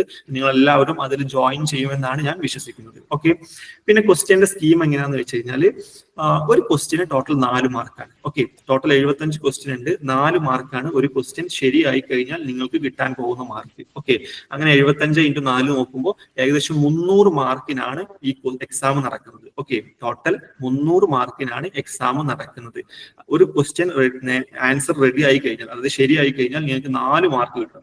അതേസമയം ഇൻകറക്റ്റ് ആയിട്ടുള്ള ഒരു ക്വസ്റ്റ്യൻ ആണ് നിങ്ങൾ കൊടുക്കുന്നതെങ്കിൽ, അതായത് നിങ്ങൾ കൊടുത്ത ഉത്തരം തെറ്റാണെങ്കിൽ നെഗറ്റീവ് മാർക്ക് ഉണ്ട്. ഓക്കെ, അത് വളരെ ഇമ്പോർട്ടന്റ് ആണ്. നെഗറ്റീവ് മാർക്ക് ഉള്ള ഒരു എക്സാം ആണ്. നിങ്ങൾക്ക് ഒന്നും അറിയാതെ എല്ലാം കൊണ്ടുപോയി കറക്കി കുത്തിയിട്ട് KKPP ആണെങ്കിൽ നിങ്ങൾക്ക് നെഗറ്റീവ് അടിച്ചിട്ട് സാധാരണ 0ന്റെ താഴെ പോയിട്ട് മൈനസ് മാർക്കുകളൊക്കെ വരാനുള്ള ചാൻസസ് ഉണ്ട്. ഓക്കെ, നിങ്ങൾ എന്തായാലും പഠിച്ചിട്ട് തന്നെ ഈ എക്സാം അപ്രോച്ച് ചെയ്യണം. ഓക്കെ, അപ്പൊ ഒരു ക്വസ്റ്റ്യൻ റെഡി ആയി കഴിഞ്ഞാൽ 4 മാർക്കും, ഒരു ക്വസ്റ്റ്യൻ തെറ്റിക്കഴിഞ്ഞാൽ -1 മാർക്കും, ടോട്ടൽ 1.25 മണിക്കൂറുള്ള 75 ക്വസ്റ്റ്യൻസിന്റെ ഒരു എക്സാം ആണ് common university entrance exam PG എന്ന് പറയുന്നത്. ഓക്കെ, പിന്നെ സിലബസ് ആണ് നമ്മൾ ഡിസ്കസ് ചെയ്യാൻ പോകുന്നത്.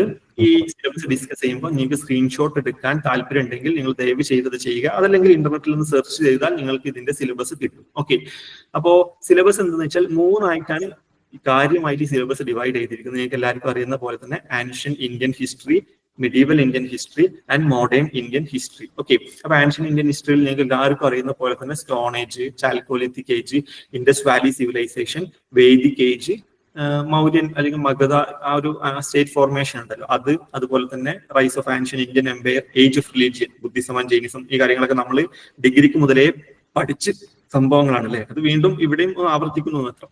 പിന്നെ പോസ്റ്റ് മൗര്യൻ പീരീഡ്, അതായത് ഗുപ്താസ്, കുഷാണാസ്, ക്ഷത്രപാസ്, അതുപോലെ തന്നെ സദേൺ സൊസൈറ്റി, അതായത് സംഘം സൊസൈറ്റി, കരവേല, ശാതവാഹന, പിന്നെ ഗുപ്താസ്, വാഗാദാഗാസ്, പാലാസ്, സേന, രാഷ്ട്രകൂട, പരമാരാസ്, അവരുടെ പൊളിറ്റിക്കൽ ആൻഡ് അഡ്മിനിസ്ട്രേഷൻ സൊസൈറ്റി, ഈ കാര്യങ്ങളെ കുറിച്ചൊക്കെ ഡീറ്റെയിൽ ആയിട്ട് അവർ ചോദിക്കും. പിന്നെയാണ് മിഡീവൽ ഇന്ത്യൻ ഹിസ്റ്ററി വരുന്നത്. അതിൽ രജപുട്സിനെ കുറിച്ചിട്ടും ചോളാസിനെ കുറിച്ചിട്ടും ഇന്ത്യൻ ഫ്യൂഡലിസത്തെ കുറിച്ചിട്ടും, പിന്നെ ഡൽഹി സുൽത്താനേറ്റ് ഓഫ് കോഴ്സ് എന്തായാലും ചോദിക്കും അവര്, പിന്നെ മുഗൾ ഇന്ത്യ എന്തായാലും ചോദിക്കും. അതുപോലെ തന്നെ പേർഷ്യൻ ലിറ്ററേച്ചർ, ഭക്തി, സൂഫി മൂവ്മെന്റ്, അത് വളരെ ഇമ്പോർട്ടന്റ് ആണ്. ഐഡിയയിൽ നിന്ന് ഒരുപാട് തവണ ക്വസ്റ്റ്യൻസ് വന്നിട്ടുണ്ട്. ഓക്കെ, പിന്നെ മോഡേൺ ഇന്ത്യൻ ഹിസ്റ്ററി. ഈ മോഡേൺ ഇന്ത്യൻ ഹിസ്റ്ററി നമ്മൾ അധികം കേൾക്കാത്ത ഒരു ടോപ്പിക്കാണ് മോഡേൺ ഹിസ്റ്റോറിയോഗ്രാഫി എന്ന് പറയുന്നത്. നിങ്ങൾ എല്ലാവരും ലാസ്റ്റ് ഇയറിലെ സ്റ്റുഡൻസ് ആണെങ്കിൽ കാലിക്കറ്റ് യൂണിവേഴ്സിറ്റിന്റെ സിലബസിലൊക്കെ ഉണ്ടല്ലേ ഹിസ്റ്റോറിയോഗ്രാഫി ഓഫ് ഇന്ത്യ, അല്ലെങ്കിൽ ഹിസ്റ്റോറിയോഗ്രാഫി എന്ന് പറഞ്ഞിട്ട് പേപ്പറൊക്കെ നിങ്ങൾക്ക് പഠിക്കാനുണ്ട്. ഓക്കെ, അത് 6th സെമ്മിലാണോ അതോ ഫസ്റ്റ് സെമസ്റ്ററിലാണോ എന്ന് എനിക്ക് ഓർമ്മയില്ല. അങ്ങനെ പേപ്പർ നിങ്ങൾക്ക് ഉണ്ട് ഹിസ്റ്റോറിയോഗ്രാഫി. അത് നിങ്ങൾ subaltern history, mark block, Lucien favour, അവരെ കുറിച്ചൊക്കെ നിങ്ങൾ പഠിച്ചിട്ട് അനാലിസിസ് ഹിസ്റ്റോറിയോഗ്രാഫി, ആ സംഭവങ്ങളൊക്കെ ഇവിടെയും നമുക്ക് റിപ്പീറ്റ്ലി വരുന്നുണ്ട്. പിന്നെ അഫ്കോഴ്സ് ബ്രിട്ടീഷുകാരുടെ വരവ്, അവരുടെ കൊളോണിയൽ സ്ട്രക്ചേഴ്സ്, അവരുടെ അഡ്മിനിസ്ട്രേറ്റീവ് ആക്ടുകൾ, അതുപോലെ തന്നെ economic impact, socio religious reform movement, നമ്മുടെ ബ്രഹ്മസമാജ്, ആര്യ സമാജ്, അതുപോലെ തന്നെ അത്തരം സംഭവങ്ങളുണ്ടല്ലോ. പിന്നെ നാഷണൽ മൂവ്മെന്റ്, ഗാന്ധിയുടെ വരവ്, യൂറോപ്യൻ ഹിസ്റ്ററി, ഫ്രഞ്ച് ഹിസ്റ്ററി, അതുപോലെ തന്നെ Russian revolution, American revolution, French revolution, world war second, ഈ കാര്യങ്ങളൊക്കെ അവർ ചോദിക്കുന്നുണ്ട്. ഞാനിപ്പോ ഇതിങ്ങനെ മാറ്റുമ്പോൾ സ്ലൈഡ് നിങ്ങൾക്ക് വേണമെങ്കിൽ സ്ക്രീൻഷോട്ട് ഒന്ന് എടുത്തു വെക്കാം. അത് ഹെൽപ്ഫുൾ ആയിരിക്കും ഈ സെൽഫായിട്ട് പ്രിപ്പയർ ചെയ്യുന്ന ആളുകളൊക്കെ ഉണ്ടെങ്കിൽ. ഓക്കെ, അപ്പൊ ഞാനൊരു കാര്യം കൂടി ഇവിടെ പറയട്ടെ. എൻലേണിന്റെ ഭാഗത്ത് നിന്ന് നമ്മൾ ഏകദേശം ഒരു 4 മാസം മുമ്പ് തന്നെ ഒരു കോംപ്രഹെൻസീവ് ലെവലിൽ ഹിസ്റ്ററിയുടെ CUT PG ക്രാക്ക് ചെയ്യാൻ വേണ്ടിയിട്ടുള്ളൊരു കോഴ്സ് സ്റ്റാർട്ട് ചെയ്തിട്ടുണ്ട്. ഓക്കെ, ഏകദേശം ഒരു 4 മാസത്തിന്റെ അടുത്തായി കോഴ്സ് സ്റ്റാർട്ട് ചെയ്തിട്ടുണ്ട്. നമ്മുടെ കൂടെ ഇനീഷ്യൽ സ്റ്റാർട്ടിങ്ങിൽ തന്നെ ഒരുപാട് കുട്ടികൾ ജോയിൻ ചെയ്തിട്ടുണ്ട്. കഴിഞ്ഞ വർഷവും ഇത്തരം കോഴ്സുകൾ പ്രൊവൈഡ് ചെയ്തിട്ട് ഒരുപാട് കുട്ടികൾക്ക് അത് ഹെൽപ്ഫുൾ ആയിട്ട് ഇന്ന് central university of Punjab, Pondicherry, Hyderabad central university പോലത്തുള്ള എമിനന്റ് ആയിട്ടുള്ള യൂണിവേഴ്സിറ്റികളിൽ അഡ്മിഷൻ കിട്ടാൻ നമ്മൾ കുട്ടികളെ സഹായിച്ചിട്ടുണ്ട്. ഓക്കെ, അപ്പൊ എൻലേണിന്റെ ഒരു കോഴ്സ് ഓൾറെഡി ലൈവ് ആയിക്കൊണ്ടിരിക്കുന്ന ഒരു കോഴ്സാണ്. ഏകദേശം കംപ്ലീറ്റ് ആവാനായി തുടങ്ങി. എങ്കിലും നിങ്ങൾക്ക് ഹെൽപ്ഫുൾ ആയിട്ടുള്ള ഒരു ഉപകാരം എന്താണെന്ന് വെച്ച് കഴിഞ്ഞാൽ ഈ കോഴ്സുകൾ ഞങ്ങൾ എടുത്ത എല്ലാ ലൈവ് ക്ലാസ്സുകൾ നിങ്ങളുടെ സൗകര്യം പോലെ ആ ഒരു നമ്മുടെ ടോപ്പിക് ഒക്കെ ബേസ് ഇട്ടു. അതായത് ആൻഷ്യന്റ് ഇന്ത്യൻ ഹിസ്റ്ററിയിൽ ഇത്ര ക്ലാസ്സുകൾ ഉണ്ടാവും. നിങ്ങൾക്ക് ഓരോ ടോപ്പിക് വൈസും ക്ലാസ്സുകൾ കേൾക്കാം. അതിന്റെ നോട്ടുകൾ നിങ്ങൾക്കുണ്ട്. അതുപോലെ തന്നെ MCQ ക്വസ്റ്റ്യൻസ് ഉണ്ട്. PYQ ഡിസ്കഷനും കാര്യങ്ങളൊക്കെ നമ്മൾ ക്ലിയർ ഡീറ്റെയിൽ ആയിട്ട് അതിൽ കൊടുത്തിട്ടുണ്ട്. ഓക്കെ, അപ്പൊ താല്പര്യമുള്ള ആളുകളാണെങ്കിൽ നമ്മൾ NLearnന്റെ അവസാനം കൊടുത്തിരിക്കുന്ന നമ്പറിൽ കോൺടാക്ട് ചെയ്യുക. നമ്മുടെ അക്കാഡമിക് കോർഡിനേറ്റർ നിങ്ങളുമായിട്ട് സംസാരിക്കും. If you are interested you can take the course. Okay, ഇനിയും നമുക്ക് 3 മാസമുണ്ട്. കൃത്യമായിട്ടുള്ള സ്ട്രാറ്റജിക്കൽ പ്രിപ്പറേഷനിലൂടെ ഈ എക്സാം വളരെ കൂളായിട്ട് നിങ്ങൾക്ക് ക്രാക്ക് ചെയ്യാവുന്നതാണ്. നല്ല എമിനന്റ് ആയിട്ടുള്ള സെൻട്രൽ യൂണിവേഴ്സിറ്റിയിൽ എത്താനുള്ള chances is very high for you people. Okay, പിന്നെ ഞാൻ അവസാനമായിട്ട് നിങ്ങളോട് പറയുന്നു, എത്ര മാർക്ക് കിട്ടിയാലാണ് നമുക്ക് വിചാരിച്ച യൂണിവേഴ്സിറ്റിയിൽ എത്താന്ന് പറയുന്നത്. ഓക്കെ, അപ്പോ ഒരു പ്രശ്നം എന്താണെന്ന് വെച്ച് കഴിഞ്ഞാൽ CUT PGയിൽ ക്ലിയർ കട്ട് ആയിട്ടുള്ള ഒരു കട്ട് ഓഫ് ഇല്ല, ഒരു കട്ട് ഓഫ് മാർക്ക് ഇല്ല. അതായത് ഇത്ര മാർക്ക് കിട്ടിയാൽ മാത്രമേ നിങ്ങൾക്ക് ഈ യൂണിവേഴ്സിറ്റിയിൽ പോകാൻ പറ്റൂ എന്നുള്ള ഒരു കട്ട് ഓഫ് ഇല്ല. It's all depend upon how the other person perform. Okay, നിങ്ങളുമായി റിലേറ്റ് ചെയ്തിട്ട് മറ്റുള്ള ആളുകൾ എങ്ങനെ പെർഫോം ചെയ്തു അതുമായിട്ട് ബന്ധപ്പെട്ടിരിക്കും നിങ്ങളുടെ അഡ്മിഷൻ.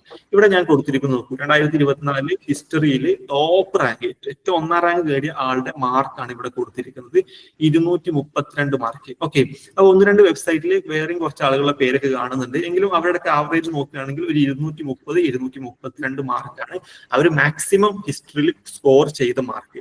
അങ്ങനെ പറയുകയാണെങ്കിൽ ഏകദേശം 75 ക്വസ്റ്റ്യനിൽ വെറും 58 ക്വസ്റ്റ്യൻസ് അവർ ശരിയാക്കിയിട്ടുള്ളൂ. ഓക്കെ, 58 ക്വസ്റ്റ്യൻസ് അവർ ശരിയാക്കിയിട്ടുള്ളൂ. ബാക്കി ക്വസ്റ്റ്യൻസ് ഒക്കെ അവർക്ക് ഏറ്റവും ടോപ്പറുടെ കാര്യമാണ് പറയുന്നത്, 1ാം റാങ്ക് നേടിയ ഒരു വ്യക്തിയുടെ കാര്യമാണ് പറയുന്നത്. ഓക്കെ, അപ്പൊ നിങ്ങൾ ഔട്ട് ഓഫ് 75 ക്വസ്റ്റ്യൻസിൽ ഒരു 45 to 50 ക്വസ്റ്റ്യൻസ് നിങ്ങൾ റെഡി ആക്കുകയാണെങ്കിൽ നിങ്ങൾക്ക് ടോപ്പ് യൂണിവേഴ്സിറ്റിയിൽ തന്നെ എൻട്രൻസിൽ ക്രാക്ക് ചെയ്യാൻ നിങ്ങൾക്ക് എന്തായാലും സാധിക്കും. ഓക്കെ, ഇതിന്റെ സംഭവം എന്താണെന്ന് വെച്ചാൽ ഈ CUT എക്സാം നിങ്ങൾ എഴുതുന്നു, ഇതിന്റെ ഒരു സ്കോർ കിട്ടും. ഇപ്പൊ ഇവിടെ ഇയാൾക്ക് ഈ വെങ്കട് ആദർശന് കിട്ടിയിരിക്കുന്നത് 232 മാർക്കാണ്.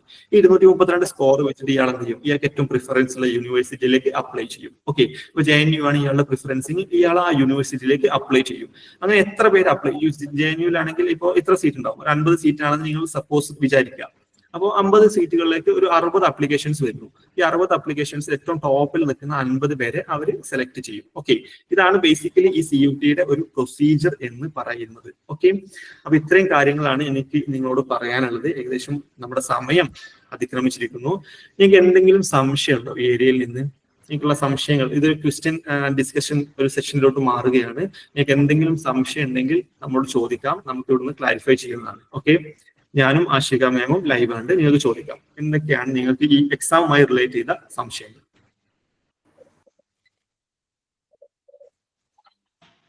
ഇത്തവണ മൈനസ് മാർക്ക് ഉണ്ടാവില്ലെന്ന് പറഞ്ഞിട്ട് നമുക്ക് മുർഷിദെ ഇപ്പോഴും കൺഫർമേഷൻ കിട്ടിയിട്ടില്ല, കൃത്യമായിട്ടുള്ള നോട്ടിഫിക്കേഷൻ ഇറങ്ങിയിട്ടില്ല. മൈനസ് മാർക്ക് ഉണ്ടോ ഇല്ലേ എന്നുള്ളത് നോട്ടിഫിക്കേഷൻ ഇറങ്ങിയിട്ടേ നമുക്ക് പറയാൻ പറ്റുള്ളൂ. അവർ പ്രപ്പോസ്ഡ് സജഷൻസ് ആണ് അവർ അതിൽ കൊടുത്തിരിക്കുന്നത് അല്ലെ. പ്രപ്പോസ്ഡ് സജഷനിൽ നെഗറ്റീവ് മാർക്ക് ഒഴിവാക്കണം എന്ന് പറയുന്നുണ്ട്, എക്സാം 1.5 മണിക്കൂറായിട്ട് ചുരുക്കണം എന്ന് പറയുന്നുണ്ട്, സിലബസിൽ ചെറിയ മാറ്റങ്ങൾ വരുത്തണം എന്നൊക്കെ പറയുന്നുണ്ട്. ഇപ്പോൾ നോട്ടിഫിക്കേഷൻ ഇറങ്ങിയാലേ നമുക്ക് കൃത്യമായിട്ടുള്ള കൺഫർമേഷൻ കിട്ടത്തുള്ളൂ. അപ്പൊ നമ്മുടെ വാട്സ്ആപ്പ് ഗ്രൂപ്പിൽ എങ്ങനെയായാലും ജോയിൻ ചെയ്യാൻ നോക്കുക. നമുക്ക് എന്തെങ്കിലും അപ്ഡേഷൻ ഉണ്ടെങ്കിൽ അതിൽ നമ്മൾ കൃത്യമായിട്ട് അറിയിക്കും. ഓക്കെ മുർഷിദ്? ഹലോ, ഓക്കെ, ഞാൻ പറയുന്നത് ക്ലിയർ ആണ്, പറഞ്ഞോളൂ. ഹലോ, ഞാന് JNU ഒന്ന് സെർച്ച് ചെയ്തിട്ടുണ്ടായിരുന്നു. ഞാൻ മിഡീവൽ ഹിസ്റ്ററി താല്പര്യപ്പെടുന്ന ഒരാളാണ്. അപ്പോൾ നിലവിൽ ഇന്ത്യയിലെ യൂണിവേഴ്സിറ്റികളിൽ JNU മാത്രമാണ് മിഡീവൽ ഹിസ്റ്ററി പ്രൊവൈഡ് ചെയ്യുന്നതായിട്ട് കണ്ടിട്ടുള്ളത്. അപ്പോൾ നിങ്ങളുടെ പരിചയത്തിൽ വേറെ ഏതെങ്കിലും യൂണിവേഴ്സിറ്റികൾ അങ്ങനെ പ്രൊവൈഡ് ചെയ്യുന്നുണ്ടെങ്കിൽ ഒന്ന് അറിയിക്കാം. അതുപോലെ തന്നെ നമ്മളെ ഈ ഒരു ഡ്രാഫ്റ്റ് അവർ തന്നതിന് ശേഷം UGC കുറെ ഫീഡ്ബാക്ക് സെഷൻ നടത്തിയിരുന്നല്ലോ, ഒരു ഫീഡ്ബാക്ക് ഗൂഗിൾ ഫോം വഴി സ്വീകരിച്ചിട്ടുണ്ടായിരുന്നു. അപ്പോൾ അതിലെ ക്ലാരിറ്റി എന്താണ്, അല്ലെങ്കിൽ ഫൈനൽ ആയിട്ടുണ്ടോ എന്ന് അറിയാൻ താല്പര്യമുണ്ട്. അതുപോലെ തന്നെ മറ്റൊരു കാര്യം, നമ്മളെ JNU കൊടുക്കുന്ന ഡിപ്രീവിയേഷൻ പോയിന്റുകൾ അത് ഒരു തരത്തില് നമ്മളെ മാർക്കുകളെയൊക്കെ ബാധിക്കൂലേ? ഓക്കെ, ആഷിക്ക് ആൻസർ ചെയ്യണോ അതോ? ഓക്കെ, അപ്പോ സലാം, മുസമ്മിൽ സലാം ഒരുപാട് ക്വസ്റ്റ്യൻസ് ചോദിച്ചു. അതിൽ ആദ്യത്തെ ക്വസ്റ്റ്യൻ എന്താണെന്ന് ഒന്നുകൂടി പറയാം, ഞാൻ മറന്നുപോയി. ജസ്റ്റ് ഒന്ന് ചോദിച്ചാൽ മതി. എന്താണ് ഫസ്റ്റ് ചോദിച്ചത്? medieval history JNU അല്ലാതെ medieval history മാത്രം പ്രൊവൈഡ് ചെയ്യുന്നു. നമുക്ക് JNUല് കൃത്യമായിട്ട് ancient Indian history, medieval Indian history, modern Indian history എന്ന് 3 ഡിമാർക്കേഷൻ കൊടുത്തിട്ടുണ്ട്. അവർ കൃത്യമായിട്ടില്ലേ, അതായത് ഓരോ ഐ തിങ്ക് ഓരോന്നിനും 30 സീറ്റ് വെച്ചിട്ടാണെന്ന് തോന്നുന്നു അല്ലെ. ആൻഷ്യന്റിന് 30 സീറ്റ്, മിഡീവലിന് 30 സീറ്റ്, മോഡേണിന് 30 സീറ്റ് ആയിട്ട് അവർ കൃത്യമായിട്ട് കൊടുത്തിട്ടുണ്ട്. എന്നാൽ മറ്റുള്ള ഒരു സെൻട്രൽ യൂണിവേഴ്സിറ്റിയിലും അങ്ങനെ ഒരു ഡിമാർക്കേഷൻ ഇല്ല.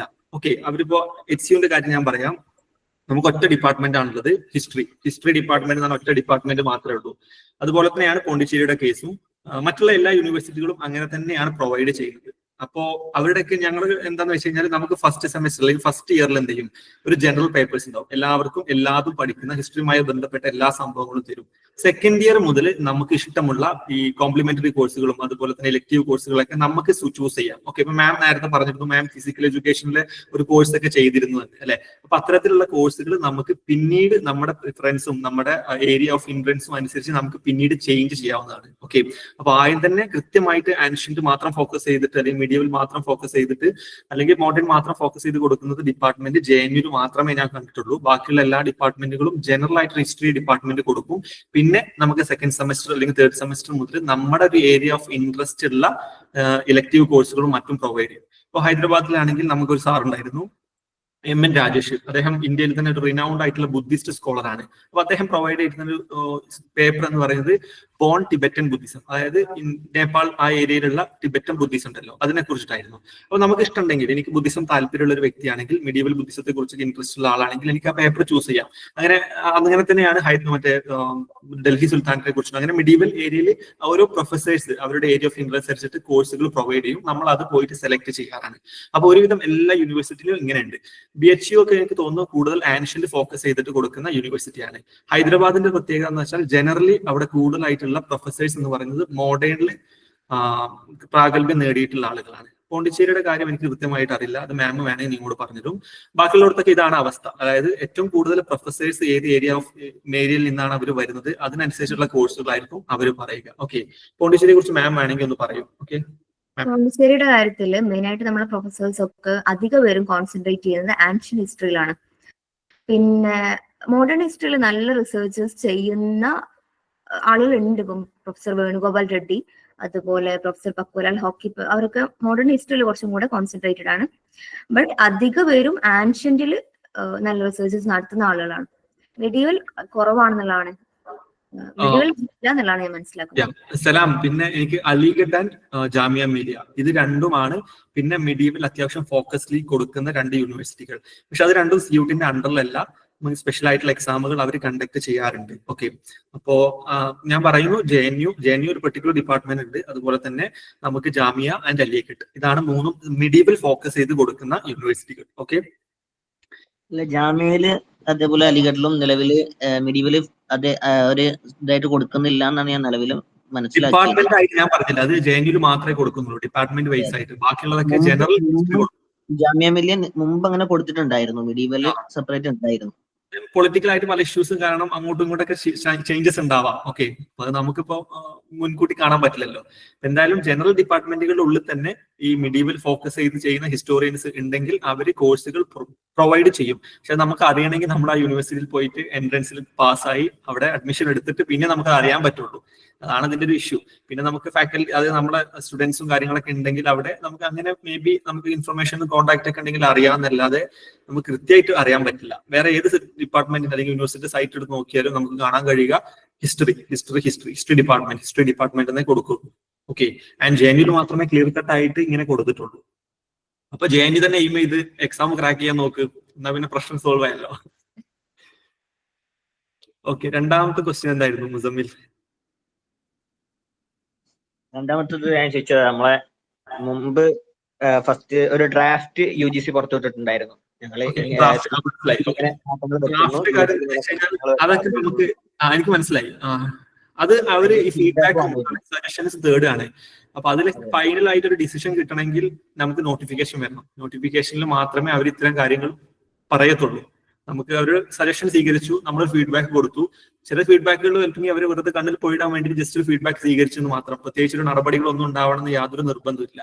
അപ്പൊ അത്തരം ചോദ്യങ്ങൾ എനിക്ക് കൃത്യമായിട്ട് ആൻസർ ചെയ്യാൻ അറിയില്ല. അവരെന്താണ് ഉദ്ദേശിക്കുന്നത് അവർക്ക് മാത്രമേ അറിയത്തുള്ളൂ. അപ്പോൾ നമുക്കത് നോട്ടിഫിക്കേഷൻ വരുന്നത് വരെ വെയിറ്റ് ചെയ്യുന്നതാവും ഏറ്റവും നല്ലത് എന്നാണ് ഞാൻ മനസ്സിലാക്കുന്നത്. ഓക്കെ, മാമിന് എന്തെങ്കിലും പറയാനുണ്ടെങ്കിൽ ഓവർ ടു യു ആഷിക. അല്ല, നോട്ടിഫിക്കേഷൻ വന്നു കഴിഞ്ഞിട്ടല്ലേ നമുക്ക് അതിൽ അധികമായിട്ട് സംസാരിക്കാൻ കഴിയുള്ളൂ. Yeah. അതിൽ വേറെ ഒന്നും പറയാനുള്ളതില്ല. പിന്നെ ആളൊരു ക്വസ്റ്റ്യനും കൂടെ ചോദിച്ചിട്ടുണ്ടായിരുന്നല്ലോ.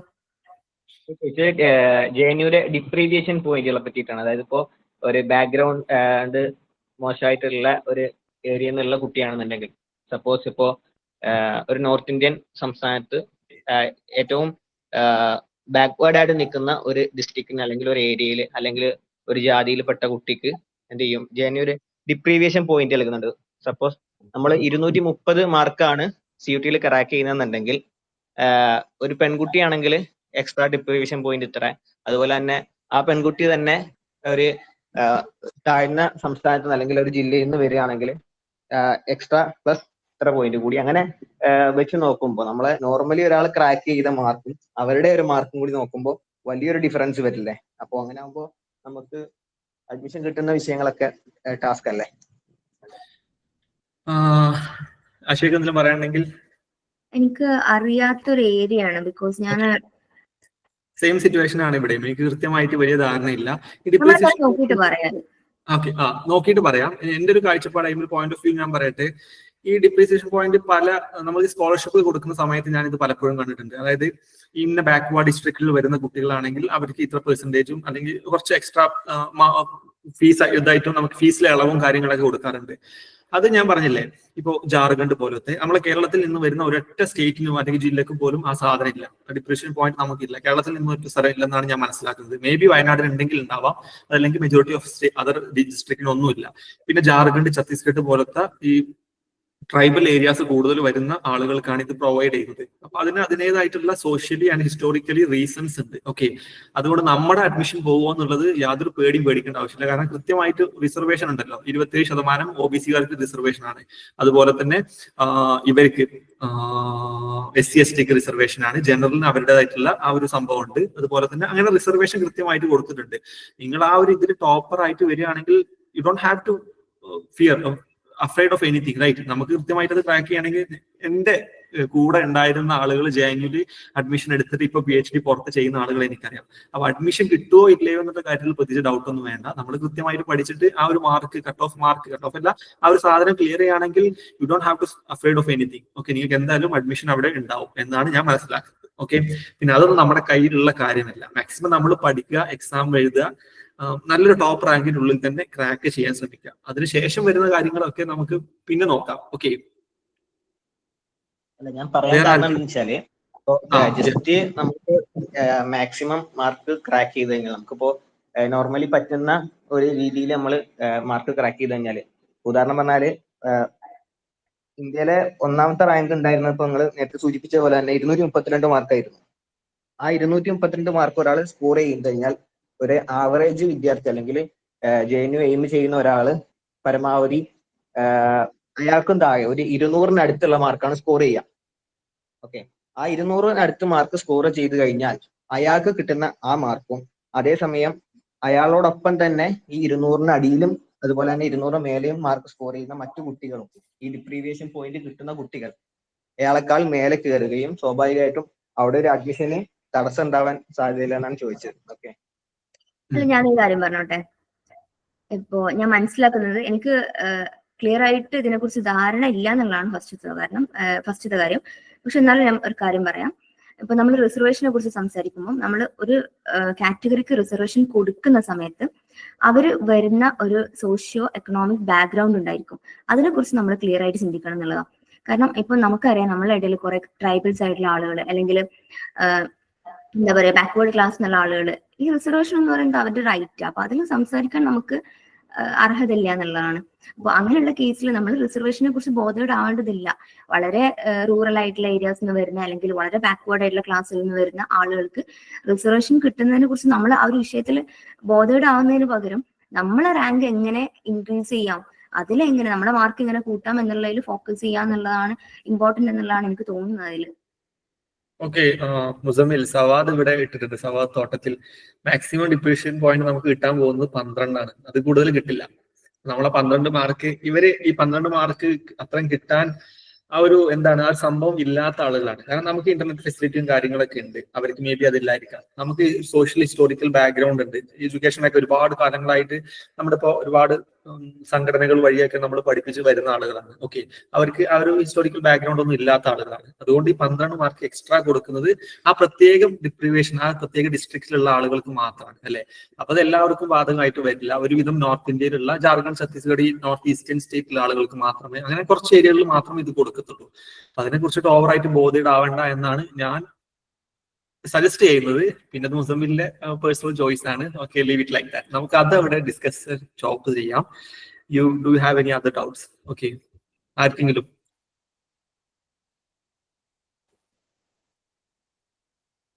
എനിവൺ എൽസ് ഈ CAT യുമായിട്ട് റിലേറ്റ് ചെയ്തിട്ടുള്ള മറ്റു ക്വസ്റ്റ്യൻസ്? നിങ്ങൾ എല്ലാവരും CUT പി ഓക്കെ ചോദിച്ചോളൂ. സരബ,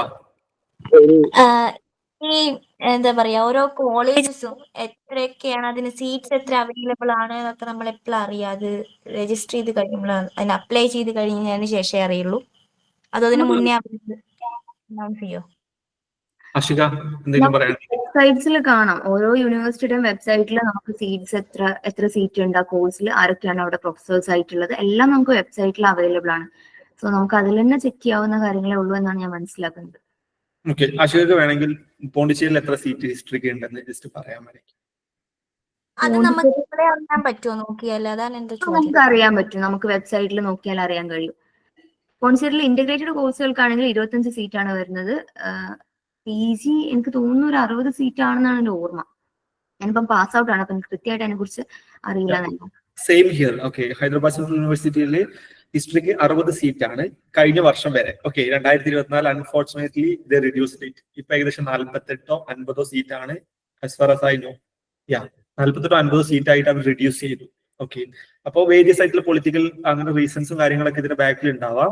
പക്ഷെ ഏകദേശം നമ്മൾ എല്ലാ സൈറ്റിൽ കയറി കഴിഞ്ഞാൽ നമുക്ക് കൃത്യമായിട്ടുള്ള ഇൻഫർമേഷൻ കിട്ടും. ഓരോ യൂണിവേഴ്സിറ്റി സൈറ്റിലും അവരുടെ ഡിപ്പാർട്ട്മെന്റ് കൊടുത്തിട്ടുണ്ടാവും. അതിൽ ക്ലിക്ക് ചെയ്ത് കഴിഞ്ഞാൽ എത്ര സീറ്റാണ് പ്രൊവൈഡ് ചെയ്തിരിക്കുന്നതൊക്കെ നമുക്ക് അറിയാൻ പറ്റും. നിങ്ങൾക്ക് നിങ്ങൾക്ക് പ്രയോറിറ്റി ഉള്ള കുറച്ച് യൂണിവേഴ്സിറ്റികൾ എടുക്കുക, അതിൽ എത്ര സീറ്റുകൾ ഉണ്ടെന്ന് കൃത്യമായിട്ട് അറിയാൻ ശ്രമിക്കുക. ഓക്കെ, അത് മാത്രമേ നിങ്ങൾക്ക് സൈറ്റിൽ നോക്കി കിട്ടും. അത്രേ ഉള്ളൂ ഈസി ആയിട്ടുള്ള ഒരു ആൻസർ. സ്കോളർഷിപ്പിനെ കുറിച്ച് ഡീറ്റെയിൽ ആയി പറയോ ഉനൈസ് അബൂബക്കർ? ഓക്കെ, മുർഷിദ് പറഞ്ഞോ. പിന്നെ ഇപ്പൊ ടോപ്പ് 10 യൂണിവേഴ്സിറ്റീസ് പറഞ്ഞല്ലോ, ക്ലിയർ ആണോ? ഓക്കെ, ടോപ്പ് 10 യൂണിവേഴ്സിറ്റീസ് പറഞ്ഞില്ലേ മറ്റേ, അപ്പൊ അതിൽ ഏകദേശം ട്രാക്ക് ചെയ്യണമെങ്കിൽ ഏകദേശം ഒരു കട്ട് ഓഫ് റേഞ്ച് എത്ര ആവും ഈ ടോപ്പ് 10 യൂണിവേഴ്സിറ്റീസ് വരുമ്പോ? ഓക്കെ, ഈ ടോപ്പ് 10 എന്ന് പറഞ്ഞത് ഞാൻ ഹിസ്റ്ററിയിൽ ടോപ്പ് 10 എന്ന് പറഞ്ഞിട്ട് ഏത് വെബ്സൈറ്റിൽ നോക്കിയാലും, അല്ലെങ്കിൽ വെബ്സൈറ്റിൽ നോക്കിയാൽ മേ ബി കിട്ടിയിരിക്കും. ഒഫീഷ്യൽ ആയിട്ട് നോട്ടിഫിക്കേഷൻ ഒന്നുമില്ല. ഞാൻ മനസ്സിലാക്കിയെടുത്തോളം എന്റെ കുറച്ച് ഫ്രണ്ട്സ് ഉള്ള യൂണിവേഴ്സിറ്റികളും അവരുടെ ഫാക്കൽറ്റീസിലെ കിട്ടുന്ന ഫീഡ്ബാക്ക് ഒക്കെ വെച്ചിട്ട് ഞാൻ ഉണ്ടാക്കിയ ഒരു യൂണിവേഴ്സിറ്റികളുടെ ഒരു ലിസ്റ്റ് ഔട്ട് ആണ്. ഹിസ്റ്ററിയിൽ നിങ്ങൾക്ക് കുഴപ്പമില്ലാതെ, അത്യാവശ്യം കുഴപ്പമില്ലാതെ ഒരു യൂണിവേഴ്സിറ്റികളാണ്. ഇപ്പോ അത് ആ 10 എന്ന് പറഞ്ഞത്. കട്ട് ഓഫിന്റെ കാര്യം ഞാൻ പറയുകയാണെങ്കിൽ, ഞാൻ പറഞ്ഞത് ക്ലിയർ കട്ട് ആയിട്ടുള്ള കട്ട് ഓഫ് ഇല്ല. ഇപ്പൊ കഴിഞ്ഞ പ്രാവശ്യം 232 മാർക്കാണ് ഒരാൾ സ്കോർ ചെയ്തത്. ഇപ്രാവശ്യം 2025 CUT ഭയങ്കര ടൈറ്റ് ആയി, എക്സാം ഹിസ്റ്ററി ഭയങ്കര ടൈറ്റ് ആയി, ആർക്കും അത്ര മാർക്കൊന്നും സ്കോർ ചെയ്യാൻ പറ്റില്ല. അപ്പൊ ടോപ്പർ മാർക്ക് ചിലപ്പോൾ 200 മാർക്കായിരിക്കും. ടോപ്പർ 200 മാർക്ക് നേടിയോണ്ട് അതിനെ തൊട്ട് താഴെയുള്ള ആൾ 199 മാർക്കാണെന്ന് നിങ്ങൾ ഒരിക്കലും വിചാരിക്കരുത്. ടോപ്പർ ചിലപ്പോൾ എന്നെ പോലെയും ആഷിഖയെ പോലെയും അല്ലെങ്കിൽ മുർഷിദിനെ പോലെയും ഭയങ്കര ബ്രെയിനുള്ള ആളുകളായിരിക്കും. അപ്പൊ എന്ത് ചെയ്യാം, അവരെ അത്ര മാർക്ക് സ്കോർ ചെയ്തു. അതിന് താഴെയുള്ള ആളുകൾ അല്ലെങ്കിൽ അത്രയൊന്നും സ്കോർ ചെയ്തിട്ടുണ്ടാവില്ല. അപ്പോൾ 150 രണ്ടാം റാങ്കിലുള്ള ആൾക്ക് 150 160 സ്കോർ ചെയ്യാൻ പറ്റിയിട്ടുണ്ടാവുള്ളൂ. അപ്പൊ നമുക്ക് കട്ട് ഓഫ് ക്ലിയർ ആയിട്ട് പറയാൻ പറ്റില്ല. പക്ഷെ ഞാൻ എന്റെ ഒരു കഴിഞ്ഞ സ്റ്റുഡൻസിന്റെ ഒക്കെ വെച്ചിട്ട് നമുക്ക് ഏകദേശം ഹിസ്റ്ററിയിൽ CU കർണാടകയിൽ അവസാനം കയറിയ വ്യക്തി, എനിക്ക് കൃത്യമായിട്ട് ധാരണ കിട്ടില്ല, എങ്കിലും ഒരു 150 140 ആ റേഞ്ചില് മാർക്ക് 130 മാർക്കാണ്. അതായത് 75 ഒരു ക്വസ്റ്റിന് 4 മാർക്ക് വെച്ചിട്ട് നമുക്ക് 10 ക്വസ്റ്റിന് 40 മാർക്കായി അല്ലേ. അപ്പൊ അങ്ങനെ കൂട്ടി നോക്കും, ഒരു 100 മാർക്കിന്റെ അടുത്തേക്കുള്ള ആളുകൾ നിങ്ങൾക്ക് യൂണിവേഴ്സിറ്റിയിൽ എന്തായാലും കിട്ടും. ഒരു 100 ആ റേഞ്ചിലൊക്കെ ഉണ്ടെങ്കിൽ എന്തായാലും ഏതെങ്കിലും ഒരു യൂണിവേഴ്സിറ്റിയിൽ കൺഫേം ആയിട്ട് സീറ്റ് കിട്ടും. ഈ ടോപ്പ് 10 വരുന്നത് ഞാൻ പറഞ്ഞില്ലേ, അത് ഓരോ വർഷം അനുസരിച്ചിരിക്കും. എങ്ങനെയാണ് എക്സാം വരുന്നത്, എക്സാമിന്റെ ടൈറ്റ് എത്രത്തോളം ഉണ്ട് എന്നൊക്കെ അനുസരിച്ചിരിക്കും. ബേസിക്കലി നിങ്ങൾക്ക് ഒരു നമ്പറാണ് കിട്ടുന്നതെങ്കിൽ ഞാൻ പറയാം, നിങ്ങൾക്ക് ഒരു 150 to 200 ഇടയിലേക്ക് സ്കോർ ചെയ്യാൻ ഇപ്പോഴും ശ്രമിക്കുക. ആ റേഞ്ചിലേക്ക് കിട്ടുകയാണെങ്കിൽ അത്യാവശ്യം കുഴപ്പമില്ലാതെ ടോപ്പ് 10 ഏതെങ്കിലും യൂണിവേഴ്സിറ്റിയിൽ നിങ്ങൾക്ക് അഡ്മിഷൻ കിട്ടും. ഓക്കെ,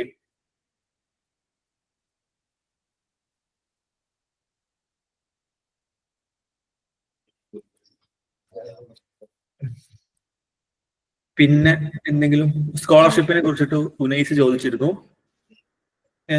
നമുക്ക് ഞാൻ പറഞ്ഞില്ലേ, ഓരോ യൂണിവേഴ്സിറ്റികളും സ്പെഷ്യൽ ആയിട്ടുള്ള സ്കോളർഷിപ്പുകൾ കൊടുക്കാറുണ്ട്. ഞാൻ HCUന്റെ കാര്യം മാത്രമാണ് പറഞ്ഞത്, കാരണം എനിക്ക് എക്സ്പീരിയൻസ് ഉണ്ട്. ഞാൻ അതിൽ നിന്ന് ഒരു ഏകദേശം 20,000 രൂപയോളം കൈപ്പറ്റിയ വ്യക്തിയാണ്. ആ സ്കോളർഷിപ്പ് വഴി എനിക്ക് ഒരു വർഷം 10,000, 2 വർഷം 20,000 വെച്ചിട്ട് കിട്ടിയിട്ടുണ്ട്. അത് എല്ലാ പ്രാവശ്യം അങ്ങനെ ഉണ്ടാവണമെന്നില്ല. കാരണം Hyderabad central university institute of eminence എന്ന് പറഞ്ഞ IOE എന്ന കാറ്റഗറിയിൽപ്പെട്ട യൂണിവേഴ്സിറ്റിയാണ്. അപ്പൊ അവർക്ക് സ്പെഷ്യൽ ആയിട്ട് 1000 കോടി എല്ലാ വർഷവും എക്സ്ട്രാ കിട്ടും. അപ്പൊ അവർ അത് അങ്ങനെ പല ആവശ്യങ്ങൾക്കും വേണ്ടി ചിലവഴിക്കുന്ന കൂട്ടത്തിൽ ഒരു ചിലപ്പം അന്ന് തന്ന ഒരു സ്കോളർഷിപ്പ് ആയിരിക്കും അത്.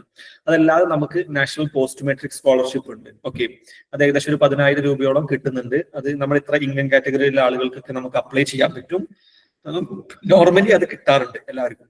പിന്നെ നിങ്ങൾ അത്യാവശ്യം മാർക്കുള്ള ആളുകളാണെങ്കിൽ സെൻട്രൽ സെക്ടർ സ്കോളർഷിപ്പിനെ കുറിച്ച് കേട്ടിട്ടുണ്ടാവും. അത് കാലാകാലങ്ങളായിട്ട് ഇങ്ങനെ തന്നു പോരാറുണ്ട്. ഓക്കെ, അത് നിങ്ങൾ +2 മുതലോ ഡിഗ്രി മുതലോ അപ്ലൈ ചെയ്യണം എന്നാണ് എൻ്റെ ഒരു ധാരണ. എനിക്ക് കൃത്യമായിട്ട് അറിയില്ല. അങ്ങനെ സ്കോളർഷിപ്പ് ഉണ്ട്. ഏകദേശം 20,000 രൂപയുടെ അടുത്താണ് അതിന്റെ ഇത് വരുന്നത്, എമൗണ്ട് വരുന്നത്. ഓക്കെ, അതൊക്കെ നിങ്ങൾക്ക് അഡ്മിഷൻ കിട്ടിയിട്ട് ആ യൂണിവേഴ്സിറ്റിയിൽ എത്തിയിട്ട് ആ സ്പെഷ്യൽ യൂണിവേഴ്സിറ്റികൾ പ്രൊവൈഡ് ചെയ്യുന്ന സ്കോളർഷിപ്പുകൾ ഉണ്ടോ എന്ന് നമുക്ക് അറിയാൻ കഴിയുള്ളൂ. പോണ്ടിച്ചേരിയിൽ അങ്ങനെ ഏതെങ്കിലും സ്കോളർഷിപ്പ് ഉണ്ടോ അതെനിക്കറിയില്ല. ആഷിക എന്ന് പറയുന്നുണ്ടെങ്കിൽ. നമുക്ക് ഗ്രാൻസ് അതുപോലുള്ള നോർമൽ സ്കോളർഷിപ്സ് അല്ലാതെ വേറെ ഒന്നും പ്രൊവൈഡ് ചെയ്യുന്നില്ല എന്നുള്ളതാണ്. ഓക്കെ, ഗ്രാൻസ് ഉണ്ട്. കേരള ഗവൺമെന്റ് പ്രൊവൈഡ് ചെയ്യുന്ന ഗ്രാൻസ് കേരള ഗവൺമെന്റ് അല്ല, സെൻട്രൽ ഗവൺമെന്റ് ക്ലിയർ ആയിട്ട് അറിയില്ല. ദെൻ വൺ ക്വസ്റ്റ്യൻ അതിൽ പെൻഡിങ് ഉണ്ട്. ഒരു ചാറ്റ് ബോക്സിൽ ഒരു ക്വസ്റ്റ്യൻ ഉണ്ട്, കരിയർ ഓപ്പർച്യൂണിറ്റീസിനെ കുറിച്ച് പറഞ്ഞിട്ടില്ല എന്നുള്ള. ഞാൻ വിട്ടുപോയ ഒരു ഏരിയ ആയിരുന്നു കരിയർ ഓപ്പർച്യൂണിറ്റീസ് എന്ന് പറയുന്നത്. മെയിൻ ആയിട്ട് നമുക്ക് ഹിസ്റ്ററിയിൽ ഏരിയാസ് വരുന്നതെന്ന് പറഞ്ഞാൽ, ഇപ്പോ നമുക്ക് ടീച്ചിങ്ങിലേക്ക് വേണമെങ്കിൽ പോവാം. അതല്ലാന്നുണ്ടെങ്കിൽ ഇപ്പം കർണാടക സെൻട്രൽ യൂണിവേഴ്സിറ്റിയിൽ ഹിസ്റ്ററി ആൻഡ് ആർക്കിയോളജി എന്നുള്ളതാണ് അവിടെ കോഴ്സ് പ്രൊവൈഡ് ചെയ്യുന്നത്. നമുക്ക് ആർക്കിയോളജിക്കൽ ഫീൽഡിലേക്ക് നമുക്ക് വേണമെങ്കിൽ അങ്ങനെ ഹിസ്റ്ററി മാസ്റ്റേഴ്സ് കഴിഞ്ഞാൽ നമുക്ക് അങ്ങനെ ഒരുപാട് ഓപ്പർച്യൂണിറ്റീസ് വരുന്നുണ്ട്. പിന്നെ ഹിസ്റ്ററിയിൽ നമ്മൾ സ്പെഷ്യലൈസ് ചെയ്യുന്നതോട് കൂടിയിട്ട് നമുക്ക് വലിയൊരു വിൻഡോ അവിടെ ഓപ്പൺ ആയിട്ട് നിൽക്കുന്നുണ്ട്. ഇന്ത്യൻ സിവിൽ സർവീസ് പോലുള്ള, അതുപോലെ ഓരോ സ്റ്റേറ്റിന്റെയും സർവീസ്, ഇപ്പം കേരള PSC പോലുള്ള എക്സാംസ്, അങ്ങനെയുള്ള വളരെ ഡിഫറെന്റ് ആയിട്ടുള്ള ഒരുപാട് ഏരിയാസ് നമ്മളെ കാത്തിരിക്കുന്നുണ്ട് എന്നുള്ളതാണ്. ഇതൊക്കെയാണ് ഹിസ്റ്ററിയിൽ മെയിൻ ആയിട്ട് വരുന്ന കരിയർ ഓപ്പർച്യൂണിറ്റീസ്. മെയിൻ ആയിട്ട് റിസർച്ച് അല്ലെങ്കിൽ നമുക്ക് ടീച്ചിങ്ങിലേക്കൊക്കെ നല്ല ഓപ്പർച്യൂണിറ്റീസ് വരുന്നുണ്ട് എന്നുള്ളതാണ്. Any other doubts? ആർക്കെങ്കിലും?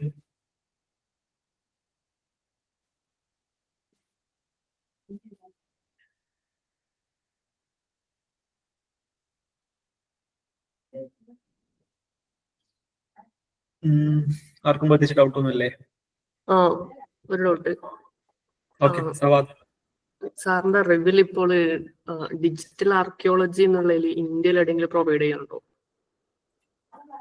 ഡിജിറ്റൽ ആർക്കിയോളജി സ്പെസിഫിക് ആയിട്ടുള്ള കോഴ്സ് പ്രൊവൈഡ് ചെയ്യുന്നുണ്ടോ ചോദിക്കുന്നത്? അതെ അതെ. ഓക്കെ, എനിക്ക് കൃത്യമായിട്ട് ധാരണയില്ല. I am being very honest. എനിക്ക് കൃത്യമായിട്ട് അതിനെക്കുറിച്ച് ധാരണയില്ല.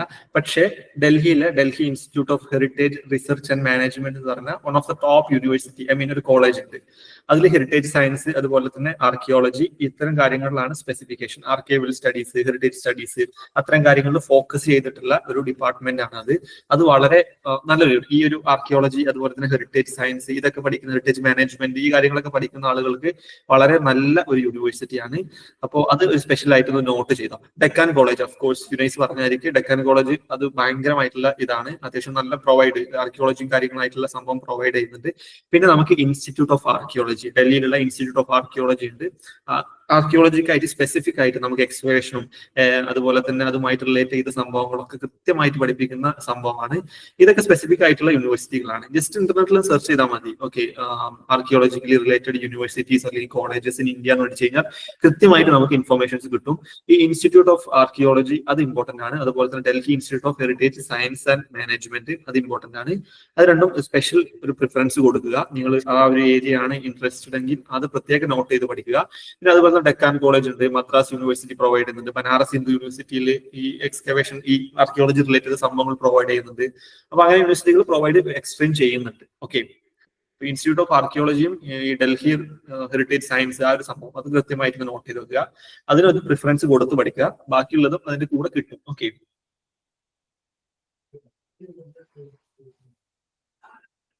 സവാദ് ക്ലിയർ അല്ലേ? ഓക്കെ ഓക്കെ ക്ലിയർ ആണ്, താങ്ക്സ്.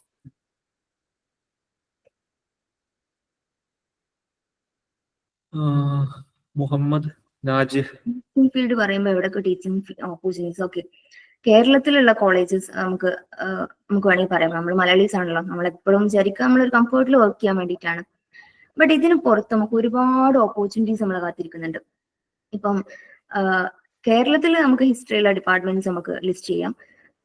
കേരളത്തിന് പുറത്ത് ഇന്ത്യയിൽ പ്രത്യേകിച്ചും എനിക്ക് തോന്നുന്നു തെലങ്കാന ഭാഗത്തൊക്കെയാണെന്ന് തോന്നുന്നു കൂടുതലായിട്ട് മലയാളി ടീച്ചേഴ്സിന് ഭയങ്കര ഡിമാൻഡുള്ള ഏരിയാസ് ഉണ്ട്. പിന്നെ അതുപോലെ ഇന്ത്യയുടെ മുക്കിലും മൂലയിലും നമുക്ക് വേണമെങ്കിൽ പറയാം, അത്രക്കും ഓപ്പർച്യൂണിറ്റീസ് നമ്മളെ കാത്തിരിക്കുന്നുണ്ട്, കോളേജസ് നമ്മളെ കാത്തിരിക്കുന്നുണ്ട്. സെൻട്രൽ യൂണിവേഴ്സിറ്റികളിലേക്ക് നമുക്ക് PhD PDF ഒക്കെ ക്രാക്ക് ചെയ്ത് അല്ലെങ്കിൽ PhD PDF ഒക്കെ നേടിക്കഴിഞ്ഞിട്ട് നമുക്ക് വേണമെങ്കിൽ സെൻട്രൽ യൂണിവേഴ്സിറ്റിയിലേക്ക് നമ്മൾ പഠിച്ച അതേ യൂണിവേഴ്സിറ്റികളിലേക്ക് നമുക്ക് എത്താനുള്ള ഒരു ചാൻസ് അവിടെ നിൽക്കുന്നുണ്ട്. അതൊക്കെ നമ്മൾ എങ്ങനെ വർക്ക് ചെയ്യുന്നു എന്നുള്ളതിന് അനുസരിച്ചാണ്. പിന്നെ റിസർച്ചിനൊക്കെ ആണെങ്കിൽ നമുക്ക് പുറത്തൊക്കെ നല്ല റിസർച്ച് ഓപ്പർച്യൂണിറ്റീസ് ഉണ്ട്. ഇപ്പം നമ്മൾ കുറച്ച് ദിവസങ്ങൾക്ക് മുമ്പ് മഹ്മൂദ് കുരിയുടെ ഒരു ഹിസ്റ്ററി കേട്ടിട്ടുണ്ടാവുമല്ലോ. നമ്മുടെ കേരളത്തിലെ ഒരു നാട്ടിൻപുറത്ത് ജനിച്ചു വളർന്ന ഒരു മനുഷ്യനാണ്. പക്ഷെ അദ്ദേഹം വളരെ ഫേമസ് ആയിട്ടുള്ള ഒരു യൂണിവേഴ്സിറ്റിയുടെ പേര് ഞാൻ ഓർക്കുന്നില്ല, വളരെ ഫേമസ് ആയിട്ടുള്ള ഒരു യൂണിവേഴ്സിറ്റിയിൽ വർക്ക് ചെയ്തുകൊണ്ടിരിക്കുകയാണ്, പ്രൊഫസറായിട്ട് വർക്ക് ചെയ്തുകൊണ്ടിരിക്കുകയാണ്. അപ്പൊ അങ്ങനെ ഒരുപാട് കോളേജസും യൂണിവേഴ്സിറ്റീസും നമ്മളെ കാത്തിരിക്കുന്നുണ്ട് എന്നുള്ളതാണ്. നമുക്ക് വേണമെങ്കിൽ ഇപ്പം കേരളത്തിലെ കോളേജസിന് നമുക്ക് ഒരു അത് ബേസിക് ആയിട്ട് പറയുമ്പോൾ നമുക്ക് എഡിൻബർഗ്, ഓക്കെ, മഹ്മൂദ് കുരിയ എഡിൻബർഗില് പ്രൊഫസറായിട്ട് വർക്ക് ചെയ്തുകൊണ്ടിരിക്കുകയാണ്. അപ്പൊ അങ്ങനെയുള്ള ഒരു ഇതവിടെ എടുക്കുന്നുണ്ട്. എന്താണ് ഫോറിൻ കൺട്രീസ് ഒക്കെ ടീച്ചിങ് ഓപ്പർച്യൂണിറ്റീസ് ഉണ്ടാവുമോ ഹിസ്റ്ററി എന്നുള്ളത്? നമ്മുടെ കൂട്ടത്തിൽ നിന്നുള്ള ആൾക്കാരാണല്ലോ ഈ പോയിട്ടുള്ളത്. സ്വാഭാവികമായിട്ടും നമുക്കും എത്തിപ്പിടിക്കാൻ പറ്റുന്ന ഉയരങ്ങളാണ് അത് എന്നുള്ളത് നമുക്ക് മനസ്സിലാക്കാവുന്നതേ ഉള്ളൂ. അതിന് അതിൻ്റെതായ ഇപ്പം ഫോറിൻ യൂണിവേഴ്സിറ്റിയിൽ നമ്മൾ നേരെ ചെന്ന് കഴിഞ്ഞാൽ നമ്മൾ അവർ അഡ്മിറ്റ് ചെയ്തോളണമെന്നില്ല. പക്ഷെ അതിന് വേണ്ടത് നമ്മുടെ കയ്യിൽ ഉണ്ടാവണം. നമ്മുടെ കയ്യിൽ ഒരു ഫോറിൻ യൂണിവേഴ്സിറ്റിയിൽ PhD ഉണ്ടെങ്കിൽ അല്ലെങ്കിൽ ഒരു PDF ഉണ്ടെങ്കിൽ സ്വാഭാവികമായിട്ടും നമുക്കും അതൊക്കെ പോസിബിൾ ആണ് എന്നുള്ളതാണ്.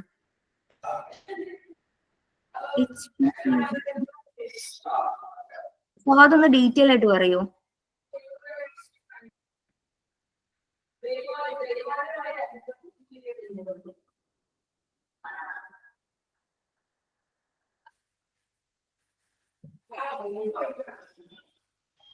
തോന്നുന്ന ഹമദ് ബിൻ ഖലീഫ യൂണിവേഴ്സിറ്റി ആണ് ഖത്തർ.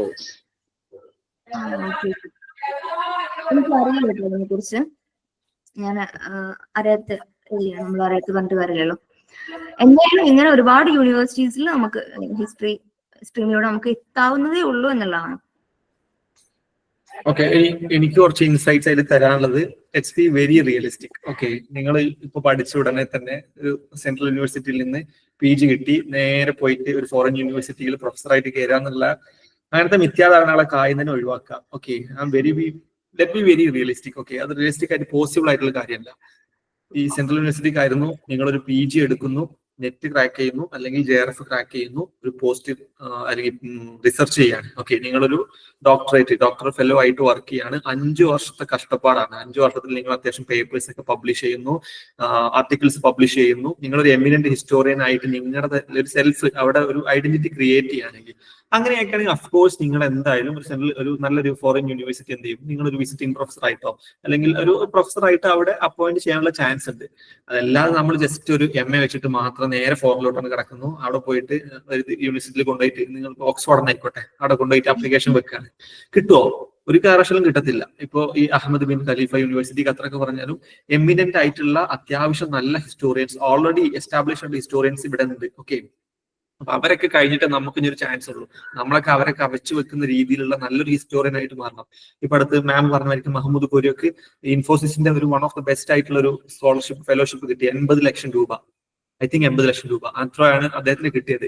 ഓക്കെ, അപ്പോ ഈ നൂറ്റാണ്ട് കണ്ടിട്ട് അല്ലെങ്കിൽ ഈ വർഷത്തെ അല്ലെങ്കിൽ ഈ സെഞ്ചുറിയിലെ തന്നെ ഏറ്റവും one of the best historian ആയിട്ട് അദ്ദേഹം ഒരു ഏരിയ സെലക്ട് ചെയ്തു. അദ്ദേഹം ഈ സൗത്ത് ഈസ്റ്റേൺ ഏഷ്യൻ ഏരിയയിലുള്ള ഇസ്ലാമിക് ടെക്സ്റ്റുകളുടെ വ്യാപനത്തെ കുറിച്ചൊക്കെയായിരുന്നു ഡീറ്റെയിൽ ആയിട്ട് പഠിച്ചത്. ഒരു ഏരിയ ഇതുവരെ ആരും കണ്ടെത്താത്ത ഒരു ഏരിയ അദ്ദേഹം പഠിച്ചു. അതിൽ അദ്ദേഹം ഭയങ്കര എക്സ്പേർട്ട് ആയിട്ട് മാറി. ഒരുപാട് ഏരിയയിൽ പോയി പഠിക്കുന്നു. അദ്ദേഹത്തിന് ആദ്യം കിട്ടിയത് 2 കോടി സ്കോളർഷിപ്പ്. നെതർലാൻഡിലെ ഒരു യൂണിവേഴ്സിറ്റിയിൽ അദ്ദേഹം ആദ്യം എഡിൻബർഗ് യൂണിവേഴ്സിറ്റിയിൽ പഠിപ്പിക്കാൻ തുടങ്ങി അല്ലെ. പിന്നീട് അദ്ദേഹത്തിന് ഈ സ്കോളർഷിപ്പ് കിട്ടുന്നു.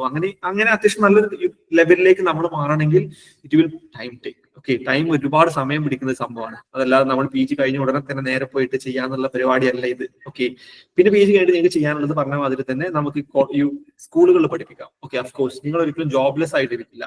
നിങ്ങൾക്ക് സ്കൂളുകളിൽ പഠിപ്പിക്കാം. അതുപോലെ തന്നെ JRF ക്രാക്ക് ചെയ്യുകയാണെങ്കിൽ മന്ത്ലി 40,000 രൂപ നിങ്ങൾക്ക് കിട്ടും. നിങ്ങൾ പഠിച്ചാൽ മാത്രം മതി. ഓക്കെ, നിങ്ങൾ റിസർച്ചിങ് ചെയ്താൽ മാത്രം മതി. മാസം 40,000 രൂപ ഗവൺമെന്റ് 5 വർഷത്തേക്ക് ഇങ്ങോട്ട് തരും. അത് കഴിഞ്ഞിട്ട് നിങ്ങൾ അത്യാവശ്യം നല്ല എസ്റ്റാബ്ലിഷ് ആയിട്ടുള്ള ഹിസ്റ്റോറിയൻ ആണെങ്കിൽ നിങ്ങൾക്ക് എന്ത് ചെയ്യാം, യൂണിവേഴ്സിറ്റികളിൽ ഏതെങ്കിലും ഒരു യൂണിവേഴ്സിറ്റിയിൽ നിങ്ങൾ അപ്പോയിന്റ് ചെയ്യും. മേ ബി ഇപ്പോൾ പോണ്ടിച്ചേരിയാണ് നിങ്ങൾ പഠിച്ചെങ്കിൽ അവിടെ തന്നെ നിങ്ങൾ അപ്പോയിന്റ് ചെയ്യാം. HCUലാണ് പഠിച്ചെങ്കിൽ അവിടെ തന്നെ എന്നെ അപ്പോയിന്റ് ചെയ്യാനുള്ള ചാൻസസ് ഒക്കെ ഉണ്ട് അല്ലെ.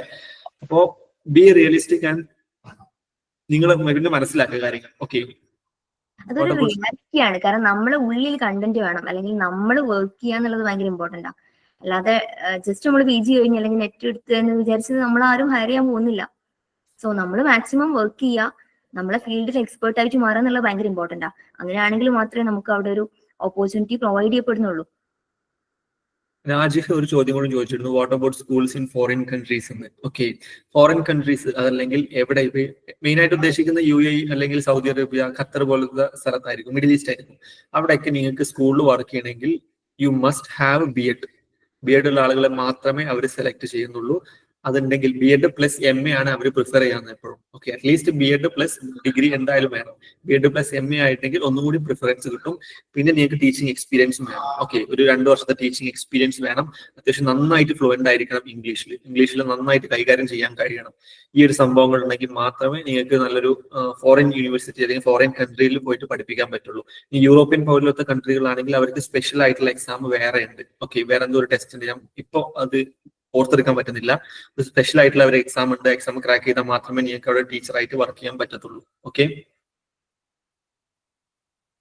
Any other doubts?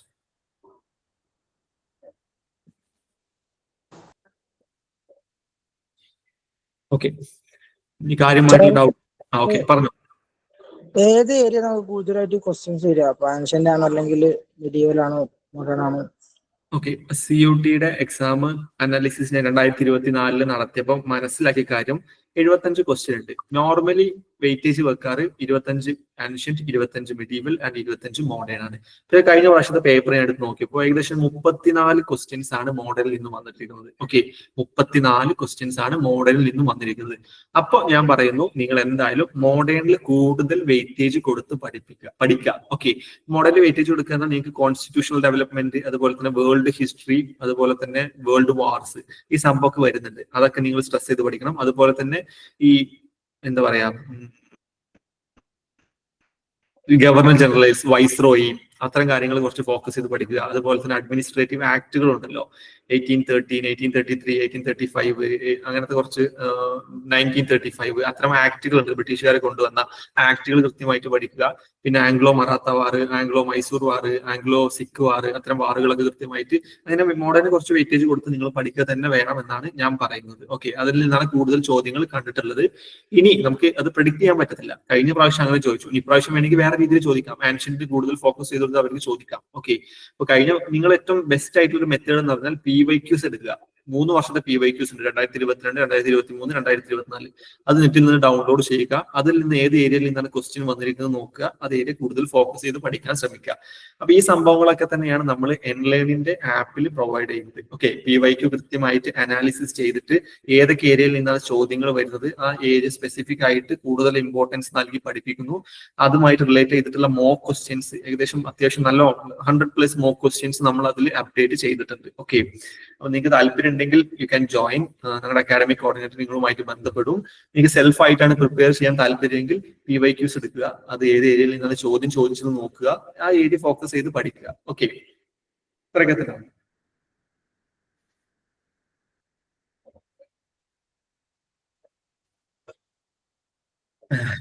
ഇനി അത് ഡൗട്ട്സ്? നമുക്ക് ഏകദേശം 9:30 മണിയായി. നിങ്ങൾക്ക് പ്രത്യേകിച്ച് ഡൗട്ടുകളൊന്നും ഇല്ലെങ്കിൽ we can wind up the session. എന്താണ് അവസ്ഥ? എന്തെങ്കിലും സംശയം ഉണ്ടെങ്കിൽ you can ask.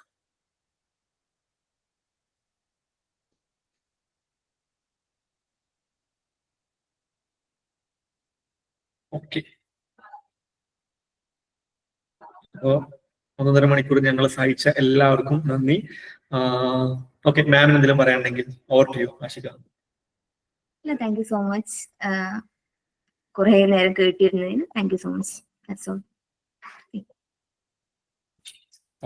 Thank you. നമുക്ക് ഈ സെഷൻ എന്തായാലും മൈൻഡ് അപ്പ് ചെയ്യാം. You can leave the meeting. Thank U.